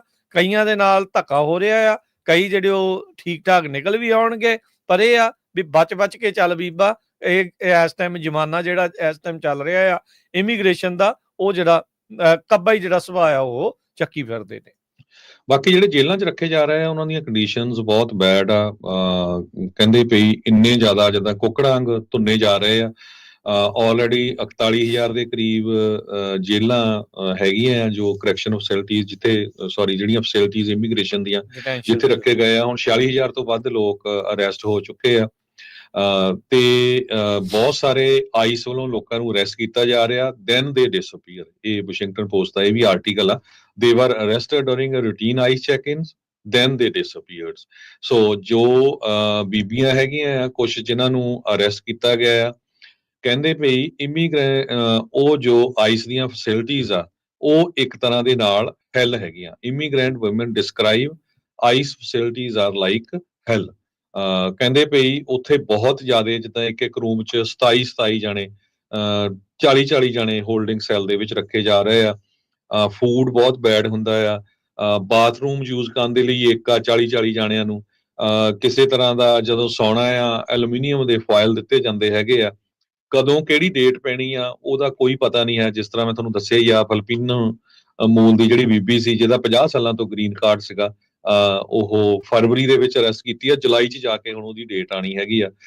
ਸੋ 17 ਦੇ ਕਰੀਬ ਡਿਟੈਂਸ਼ਨ ਸੈਂਟਰਸ ਹੈਗੇ ਆ ਅਮਰੀਕਾ ਦੇ ਵਿੱਚ ਤੇ ਸਾਰੇ ਇਸ ਟਾਈਮ ਫੁੱਲ ਹੈਗੇ ਆ। 46,269 ਲੋਕ ਮਿਡ ਮਾਰਚ ਤਾਈਂ ਕਸਟਡੀ ਦੇ ਵਿੱਚ ਆ ਆਈਸ ਦੇ ਕੋਲ, ਜਦਕਿ ਜਿਹੜੀ ਬੈੱਡ ਦੀ ਕਪੈਸਿਟੀ ਆ ਉਹ 41,500 ਦੇ ਕਰੀਬ ਹੈਗੀ ਆ। ਇੱਕ ਮਿਚ ਗੋਂਜ਼ਾਲਸ ਇਮੀਗ੍ਰੇਸ਼ਨ ਅਟਾਰਨੀ ਆ, ਉਹਨਾਂ ਨੇ ਇੱਕ ਯੂਕਰੇਨੀਅਨ ਬੰਦੇ ਨੂੰ ਰਿਪਰੈਜ਼ੈਂਟ ਕਰਦੇ ਸੀ ਜੋ ਕਿ ਕਸਟਡੀ ਦੇ ਵਿੱਚ ਉਹਦੀ ਜਿਹੜੀ ਡੈਥ ਹੋ ਗਈ ਸੀ। ਉਹ ਕਹਿੰਦੇ ਭਈ ਬਹੁਤ ਜ਼ਿਆਦਾ ਜਿਹੜੀ ਸਿਚੁਏਸ਼ਨ ਆ ਇਹਨਾਂ ਫੈਸਿਲਿਟੀਜ਼ ਦੀ ਬੈਡ ਹੈਗੀ ਆ। ਲੋਕ ਬਹੁਤ ਜ਼ਿਆਦਾ ਤੰਗ ਹੈਗੇ ਆ ਤੇ ਬਹੁਤੇ ਤਾਂ ਫਿਰ ਜਦੋਂ ਇੰਨੇ ਤੰਗ ਹੋਣ ਫਿਰ ਉਹਨਾਂ ਨੇ ਇਹ ਸੋਚਣਾ ਹੈ ਵੀ ਸਾਨੂੰ ਜਿਹੜਾ ਆ ਡਿਪੋਰਟ ਕਰ ਦਿੱਤਾ ਜਾਵੇ। ਜੀ ਬਿਲਕੁਲ। ਸੋ ਇਹ ਜਿਹੜੀਆਂ ਲੇਟੈਸਟ ਅਪਡੇਟਸ ਇਸ ਬਾਬਤ ਚੱਲ ਰਹੀਆਂ ਆ। ਸੋ ਭਾਈ ਤੁਹਾਨੂੰ ਅਸੀਂ ਜਿਹੜੀਆਂ ਨਿਊਜ਼ ਆ ਇਹ ਦੱਸ ਰਹੇ ਆ। ਮੇਕ ਸ਼ੋਰ ਕਰੋ ਤੁਹਾਨੂੰ ਜਿਹੜਾ ਉਹ ਪਤਾ ਹੋਵੇ ਕੀ ਕੁਛ ਇਸ ਮੌਕੇ ਚੱਲ ਰਿਹਾ ਆ, ਤਾਂ ਜੋ ਜਿਹੜਾ ਵੀ ਤੁਸੀਂ ਫੈਸਲਾ ਲੈਣਾ ਆ ਉਸ ਹਿਸਾਬ ਦੇ ਨਾਲ ਲਓ। ਬਾਕੀ ਜੋ ਹਾਲਾਤ ਬਣੇ ਪਏ ਆ, ਵਕਤ ਨਹੀਂ ਹੈਗਾ ਵੀ ਕੋਈ ਬਾੜਾ ਜਿਹੜਾ ਆ ਉਹ ਖੱਪ-ਖਰੂ ਜਿਹੜਾ ਆ ਉਹ ਪਾਇਆ ਜਾਵੇ, ਲਾਲਾ ਲੈਲਾ ਕਰੀ ਜਾਵੇ। ਜਿਹੜੇ ਕੋਈ ਦਾੜ ਥੱਲੇ ਆ ਗਿਆ ਤਾਂ ਫਿਰ ਜਿੰਨਾ ਵਾਪਰਦੀ ਫਸਦਾ ਜਿਹੜਾ ਆ ਪਤਾ ਉਸੇ ਨੂੰ ਹੀ ਲੱਗਦਾ, ਜਾਂ ਉਹਦੇ ਟੱਬਰ ਨੂੰ ਹੀ ਜਿਹੜਾ ਪਤਾ ਲੱਗਦਾ ਆ ਵੀ ਰਾਤ ਬਰਾਤੇ ਚੱਕ ਹੋ ਗਿਆ, ਦਿਨ ਦਿਹਾੜੇ ਚੱਕ ਹੋ ਗਿਆ। ਪਤਾ ਹੀ ਨਹੀਂ ਲੱਗਦਾ ਵੀ ਅਗਲਿਆਂ ਨੇ ਫਿਰ ਕਰਨਾ ਕੀ ਆ। ਉਹਨਾਂ ਸਥਿਤੀਆਂ ਦੇ ਬਾਰੇ ਸੋਚ ਕੇ ਦੇਖੋ ਵੀ ਜੇ ਤੁਸੀਂ ਇਕੱਲੇ ਉਸ ਘਰ ਦੇ ਟੱਬਰ ਦੇ ਵਿੱਚ ਕਮਾਈ ਦਾ ਸਾਧਨ ਹੋ ਤੇ ਜੇ ਰੱਬ ਨਾ ਕਰੇ ਤੁਹਾਨੂੰ ਕੋਈ ਪੇਪਰ ਵਰਕ ਦੇ ਕਰਦੇ ਕਿਤੇ ਕੁਛ ਖੱਬੇ ਸੱਜੇ ਤੁਹਾਨੂੰ ਕਰ ਦੇਣ ਜਾਂ ਡਿਟੇਨ ਕਰ ਲੈਣ, ਤਾਂ ਪਿੱਛੋਂ ਜਿਹੜਾ ਆ ਉਹ ਕੀ ਜਿਹੜਾ ਉਹ ਬਣੂਗਾ। ਸੋ ਇਹ ਜਿਹੜੀ ਬਹੁਤ ਸਾਰੇ ਸਰੋਤੇ ਸਾਡੇ ਸਾਨੂੰ ਕਾਲਾਂ ਕਰਦੇ ਰਹਿੰਦੇ ਵੀ ਸਿਟੀਜ਼ਨ ਆ ਜੀ, ਅਸੀਂ ਜਾਈਏ ਨਾ ਜਾਈਏ ਗ੍ਰੀਨ ਕਾਰਡ। ਸੋ ਉਹਦੇ ਬਾਰੇ ਆਪਾਂ ਕੁਝ ਨਹੀਂ ਕਹਿ ਸਕਦੇ ਕਿਉਂਕਿ ਸਾਨੂੰ ਪਤਾ ਨਹੀਂ ਤੁਹਾਡੇ ਕੇਸ ਦੀ ਕੀ ਡਿਟੇਲ ਆ, ਕੋਈ ਤੁਹਾਡੇ ਤੇ ਕਿਸੇ ਤਰ੍ਹਾਂ ਦਾ ਚਾਰਜ ਲੱਗਾ ਜਾਂ ਕੀ ਆ। ਤੁਸੀਂ ਬਿਲਕੁਲ ਆਪਣੇ ਵਕੀਲ ਦੇ ਨਾਲ ਜ਼ਰੂਰ ਗੱਲਬਾਤ ਕਰੋ। ਜੀ ਹਾਂ। ਸੋ ਅੱਜ ਦੀ ਸਿਚੁਏਸ਼ਨ ਤਾਂ ਇਹ ਆ, ਈਵਨ ਕਾਰਨੈਲ ਵਰਗੀਆਂ ਯੂਨੀਵਰਸਿਟੀ ਜਿੱਥੇ ਦੇ ਸਟੂਡੈਂਟਸ ਨੇ ਸੂ ਕੀਤਾ ਹੈ ਟਰੰਪ ਐਡਮਿਨਿਸਟ੍ਰੇਸ਼ਨ ਨੂੰ ਵੀ ਭਾਈ ਤੁਸੀਂ ਸਾਨੂੰ ਤੰਗ ਕਿਉਂ ਕਰਦੇ ਆ। ਯੂਨੀਵਰਸਿਟੀਜ਼ ਕਹਿ ਰਹੀਆਂ ਭਈ, ਗਾਰਡੀਅਨ ਅੱਜ ਦਾ ਰਿਪੋਰਟ ਕਰ ਰਿਹਾ, ਕਹਿੰਦੇ ICE request Cornell students who sued Trump administration to surrender to immigration authorities. So ਯੂਨੀਵਰਸਿਟੀਆਂ ਨੂੰ ਦੀ ਫੰਡਿੰਗ ਬੰਦ ਹੋਈ ਆ ਤੇ ਹੁਣ ਉਹ ਐਗਰੀਮੈਂਟ ਕਰ ਰਹੇ ਆ ਵੀ ਠੀਕ ਆ ਸਾਨੂੰ ਫੰਡਿੰਗ ਦੇ ਦਿਓ, ਜਿਹੜੇ ਅਰੈਸਟ ਕਰਨੇ ਆ ਉਹ ਅਰੈਸਟ ਕਰ ਲਓ। ਸੋ ਸਿਚੁਏਸ਼ਨ ਕਾਫੀ ਜਿਹੜੀ ਆ ਬੈਡ ਬਣੀ ਹੋਈ ਹੈਗੀ ਆ ਇਮੀਗ੍ਰੇਸ਼ਨ ਦੇ ਮਾਮਲੇ ਦੇ ਵਿੱਚ। ਬਿਲਕੁਲ। ਕੋਲੰਬੀਆ ਯੂਨੀਵਰਸਿਟੀ ਦਾ ਜਿਹੜਾ ਖਲੀਲ ਵਾਲਾ ਸੀਗਾ ਰੌਲਾ ਪਿਆ, ਉਹ ਹੁਣ ਮੰਨ ਗਈ ਆ ਟਰੰਪ ਹੋਣਾ ਦੀਆਂ ਡਿਮਾਂਡਸ ਰਿਸਟੋਰ ਕਰਨ ਦੇ ਲਈ। $400 ਮਿਲੀਅਨ ਦੀਆਂ ਗ੍ਰਾਂਟਸ ਜਿਹੜੀਆਂ ਬੰਦ ਕੀਤੀਆਂ ਸੀ ਟਰੰਪ ਹੋਣਾ ਨੇ, ਉਹ ਉਸ ਨੂੰ ਜਿਹੜਾ ਉਹ ਕਿਹਾ ਵੀ ਭਾਈ ਤੁਸੀਂ ਸਾਡੇ ਹਿਸਾਬ ਦੇ ਨਾਲ ਕੰਮ ਕਰੋ, ਨਹੀਂ ਤਾਂ ਤੁਹਾਡੀ ਜਿਹੜੀ ਆ ਮਨੀ ਆ ਉਹ ਅਸੀਂ ਰੋਕ ਦੇਣੀ ਆ। ਤੇ ਹਰਜੋਤ ਸਿੰਘ ਜੀ ਇੱਥੇ ਮਤਲਬ ਇਹੀ ਨਜ਼ਰ ਆ ਰਿਹਾ, ਬਾਪ ਬੜਾ ਨਾ ਭਈਆ ਸਭਸੇ ਬੜਾ ਰੁਪਈਆ, ਵੀ ਡਾਲਰਾਂ ਦੇ ਲਈ ਕੁਛ ਵੀ ਜਿਹੜਾ ਆ ਇਹ ਕਰਨਗੇ। ਜਿਹੜੀਆਂ ਯੂਨੀਵਰਸਿਟੀਆਂ ਜਾਂ ਜਿਹੜੇ ਕਹਿੰਦੇ ਆ ਵੀ ਤੁਹਾਡੇ ਰਾਈਟਸ ਹੁੰਦੇ ਆ, ਤੁਹਾਨੂੰ ਏਦਾਂ ਆ, ਅਖੀਰ ਦੇ ਵਿੱਚ ਕੋਈ ਨਹੀਂ ਕਿਸੇ ਦੇ ਨਾਲ ਜਿਹੜਾ ਉਹ ਖੜ ਰਿਹਾ। ਖੜਦੇ ਕਿੱਥੇ ਆ? ਜਿੱਥੋਂ ਡਾਲਰ ਜਿਹੜੇ ਆਉਂਦੇ ਆ। ਸੋ ਲੋਕ ਕੋਲੰਬੀਆ ਵਰਗੀਆਂ ਯੂਨੀਵਰਸਿਟੀ ਵੀ ਆਪਣੀਆਂ ਫੈਡਰਲ ਫੰਡਿੰਗ ਨੂੰ ਬਰਕਰਾਰ ਰੱਖਣ ਦੇ ਲਈ ਤੁਹਾਨੂੰ ਜੋ ਤੁਹਾਡੇ ਸੋ ਕਾਲਡ ਹੱਕ ਆ ਉਹਨਾਂ ਨੂੰ ਕੁਚਲਣ ਦੇ ਲਈ ਇਹਨਾਂ ਦੇ ਨਾਲ ਜਿਹੜੀਆਂ ਉਹ ਰੈਡੀ ਆ। ਖੜ ਬਹੁਤ ਜਾਣੇ ਇਸ ਟਾਈਮ ਘੱਟ ਲੋਕ ਜਿਹੜੇ ਇਸ ਚੀਜ਼ ਸੋ 'ਚ ਬਹੁਤ ਸਾਰੇ ਹੈਗੇ ਆ। ਲੋਕ ਇਹ ਵੀ ਸੋਚਦੇ ਹੋਗੇ ਵੀ ਲੈ ਜੀ ਇਹ ਬਾਈਡਨ ਹੋਣਾ ਵੇਲੇ ਇਦਾਂ ਕਹਿੰਦੇ ਸੀ, ਹੁਣ ਟਰੰਪ ਵੇਲੇ ਹੁਣ ਇਦਾਂ ਕਹਿ ਰਹੇ ਆ। ਬਰਨੀ ਸੈਂਡਰਸ ਨੇ ਵੀ ਅੱਜ ਸਟੇਟਮੈਂਟ ਦਿੱਤੀ, ਹਾਲਾਂਕਿ ਜੋ ਬਰਨੀ ਸੈਂਡਰਸ ਆ ਉਹ ਅਲੈਗਜ਼ੈਂਡਰੀਆ ਕੋਰਟਿਸ ਦੇ ਨਾਲ ਕਾਫੀ ਜ਼ਿਆਦਾ ਸਟੇਟਾਂ 'ਚ ਜਾ ਕੇ ਜੋ ਮੀਟਿੰਗਸ ਕਰ ਰਹੇ ਆ, ਜਿੱਥੇ ਹਜ਼ਾਰਾਂ ਦੀ ਗਿਣਤੀ 'ਚ ਲੋਕ ਜਾ ਰਹੇ ਆ। ਐਰੀਜ਼ੋਨਾ 'ਚ ਉਹਨਾਂ ਦੀ $30,000 ਦਾ ਮੀਟਿੰਗ ਸੀ, 30,000 ਦਾ ਘੱਟ ਸੀ 30,000 ਦਾ ਘੱਟ ਸੀ। ਸੋ ਬਰਨੀ ਸੈਂਡਰਸ ਨੇ ਕਿਹਾ ਵੀ ਬਾਈਡਨ ਫੇਲ ਹੋਇਆ ਆ ਇਲੀਗਲ ਇਮੀਗ੍ਰੇਸ਼ਨ ਤੇ। ਹਾਂ ਠੀਕ ਆ, ਟਰੰਪ ਬਿਲਕੁਲ ਰਾਈਟ ਆ, crack down on fentanyl we making sure our borders are strong, ਪਰ ਜੋ ਲੋਕ ਹੈਗੇ ਆ ਉਹਨਾਂ ਦੀ ਡਿਊ ਪ੍ਰੋਸੈਸ ਹੋਣੀ ਚਾਹੀਦੀ ਹੈਗੀ ਆ। ਜੋ ਕ੍ਰਿਮੀਨਲ ਆ ਠੀਕ ਆ, ਉਹਨਾਂ ਨੂੰ ਕੱਢੋ। ਜੋ ਜਿਨ੍ਹਾਂ ਦੇ ਕਿਸੇ ਤਰ੍ਹਾਂ ਦਾ ਰੈਕਰਡ ਨਹੀਂ ਹੈਗਾ ਉਹਨਾਂ ਨੂੰ ਜੇਲ੍ਹਾਂ 'ਚ ਨਾ ਸੁੱਟੋ। ਸੋ ਇਸ ਸਿਚੁਏਸ਼ਨ ਦੇ ਉੱਤੇ ਜਿਹੜਾ ਬਰਨੀ ਸੈਂਡਰਸ ਆ ਉਹਨਾਂ ਨੇ ਅੱਜ ਸਟੇਟਮੈਂਟ ਵੀ ਦਿੱਤੀ ਹੈਗੀ ਆ। ਜੀ ਬਿਲਕੁਲ। ਦੇਖੋ, ਸਰਕਾਰਾਂ ਨੂੰ ਕ੍ਰਿਟਿਸਾਈਜ਼ ਕਰਨ ਦੇ ਲਈ ਮੀਡੀਆ ਹੁੰਦਾ ਆ। ਜੇ ਬਾਈਡਨ ਗਲਤ ਕਰਦਾ ਸੀ ਉਹਨੂੰ ਆਪਾਂ ਗਲਤ ਕਿਹਾ, ਜੇ ਟਰੰਪ ਗਲਤ ਕਰਦਾ ਤਾਂ ਉਹਨੂੰ ਵੀ ਆਪਾਂ ਗਲਤ ਕਰਾਂਗੇ। ਇਹ ਨਹੀਂ ਆ ਵੀ ਕੋਈ ਇੱਕ ਪਾਸੇ ਜਿਹੜਾ ਉਲਰ ਕੇ ਜਿਹੜਾ ਉਹ ਤੁਸੀਂ ਚੱਲਣ ਲੱਗ ਜਾਓ। ਜਿਹੜਾ ਲੋਕਾਂ ਦੀ ਗੱਲ ਆ ਉਹ ਆਪਾਂ ਕਰਨੀ ਆ। ਪ੍ਰਮਾਤਮਾ ਮਿਹਰ ਰੱਖੇ, ਆਪਣਾ ਹੱਥ ਬਣਾ ਕੇ ਰੱਖੇ, ਬਸ ਇਦਾਂ ਹੀ ਜਿਹੜਾ ਉਹ ਆਪਾਂ ਕਰਦੇ ਰਹੀਏ। ਸੋ ਬਰਨੀ ਸੈਂਡਰ ਨੂੰ ਇਹ ਕਹਿੰਦੇ ਵੀ ਇਹ ਮੈਂ ਇਸ ਦੇ ਅਗੇਂਸਟ ਆ ਵੀ ਜਿਹੜੀ ਓਲੀਗਾਰਚੀ ਚੱਲ ਰਹੀ ਆ ਵੀ ਅਮੀਰ ਲੋਕਾਂ ਦੇ ਹੱਥ ਮੁਲਕ ਜਾ ਰਿਹਾ ਆ। ਵੀ ਟਰੰਪ ਹੁਣੀ ਇਹ ਕਹਿੰਦੇ ਆ ਵੀ 20 ਮਿਲੀਅਨ ਇਲੀਗਲ ਜਿਹੜੇ ਹੈਗੇ ਉਹਨਾਂ ਨੂੰ ਡਿਪੋਰਟ ਕਰਨਾ, ਜਿਹੜੇ ਅਨਡਾਕੂਮੈਂਟਡ ਆ। ਤੇ ਉਹ ਕਹਿੰਦੇ ਵੀ ਇਹਦੇ ਨਾਲ ਤਾਂ ਸਾਡਾ ਮੁਲਕ ਜਿਹੜਾ ਡਿਸਟਰੋਏ ਹੋ ਜਾਊਗਾ। ਕਹਿੰਦਾ ਵੀ ਮੈਂ ਤੁਹਾਨੂੰ ਇਹ ਦੱਸਣਾ ਚਾਹੁੰਦਾ ਵੀ ਜਿਹੜੇ ਟਰੰਪ ਦੇ ਬਿਲੀਅਨੇਅਰ ਫਰੈਂਡ ਆ ਉਹਨਾਂ ਨੇ ਜਾ ਕੇ ਕ੍ਰੌਪ ਨਹੀਂ ਪਿਕ ਕਰਨੀ ਹੈਗੀ ਖੇਤਾਂ 'ਚ। ਉਹ ਤਾਂ ਇੱਥੇ ਵਾਲੇ ਵੀ ਜਿਹੜੇ ਆਟਾ ਦਾਲ ਸਕੀਮ ਦੇ ਉੱਤੇ ਗੋਰੇ ਲੱਗੇ ਆ ਉਹਨਾਂ ਉਹ ਨੇ ਵੀ ਜਾ ਨਹੀਂ ਕੇ ਕਰਦੇ। ਮੀਟ ਪੈਕ ਨਹੀਂ ਕਰਨਾ ਜਿਹੜੇ ਜਿੱਥੇ ਮੀਟ ਪੈਕ ਹੁੰਦਾ ਹੈਗਾ ਆ। ਸੋ ਕਹਿੰਦਾ that is what undocumented people are doing. So ਇਹ ਬਰਨੀ ਸੈਂਡਰਸ ਨੇ ਕਿਹਾ। ਸੋ ਬਿਲਕੁਲ ਇੱਕ ਵਾਰੀ ਫੇਰ ਜਿੰਨੇ ਵੀ ਅਮਰੀਕਨ ਲੋਕ ਆ ਉਹ ਕਹਿੰਦੇ ਆ ਵੀ ਹਾਂ ਕ੍ਰਿਮੀਨਲਸ ਜਿਹੜੀ ਕਿਸੇ ਤਰ੍ਹਾਂ ਦੀ ਬੈਡ ਹਿਸਟਰੀ ਹੈਗੀ ਆ, ਡਰੱਗ ਇਨਵੋਲਵ ਆ, ਉਹਨਾਂ ਨੂੰ ਬਿਲਕੁਲ ਕੱਢਣਾ ਚਾਹੀਦਾ। ਪਰ ਜਿਹੜੇ ਬਾਕੀ ਦੇ ਲੋਕ ਆ ਉਹਨਾਂ ਨੂੰ ਜਿਹੜਾ ਇੰਨਾ ਤੰਗ ਨਹੀਂ ਕਰਨਾ ਚਾਹੀਦਾ, ਕਿਉਂਕਿ ਨੰਬਰ ਬਹੁਤ ਵੱਡਾ 20 ਮਿਲੀਅਨ ਬਹੁਤ ਵੱਡਾ ਨੰਬਰ ਹੈਗਾ ਜੀ। ਹਰਜੋਤ ਸਿੰਘ ਜੀ, ਸਮਾਂ ਸਮਾਪਤ। ਮਿਲਾਂਗੇ ਅਗਲੀ ਵਾਰ। ਸਭ ਨੂੰ ਪਿਆਰ ਭਰੀ ਸਤਿ ਸ੍ਰੀ ਅਕਾਲ।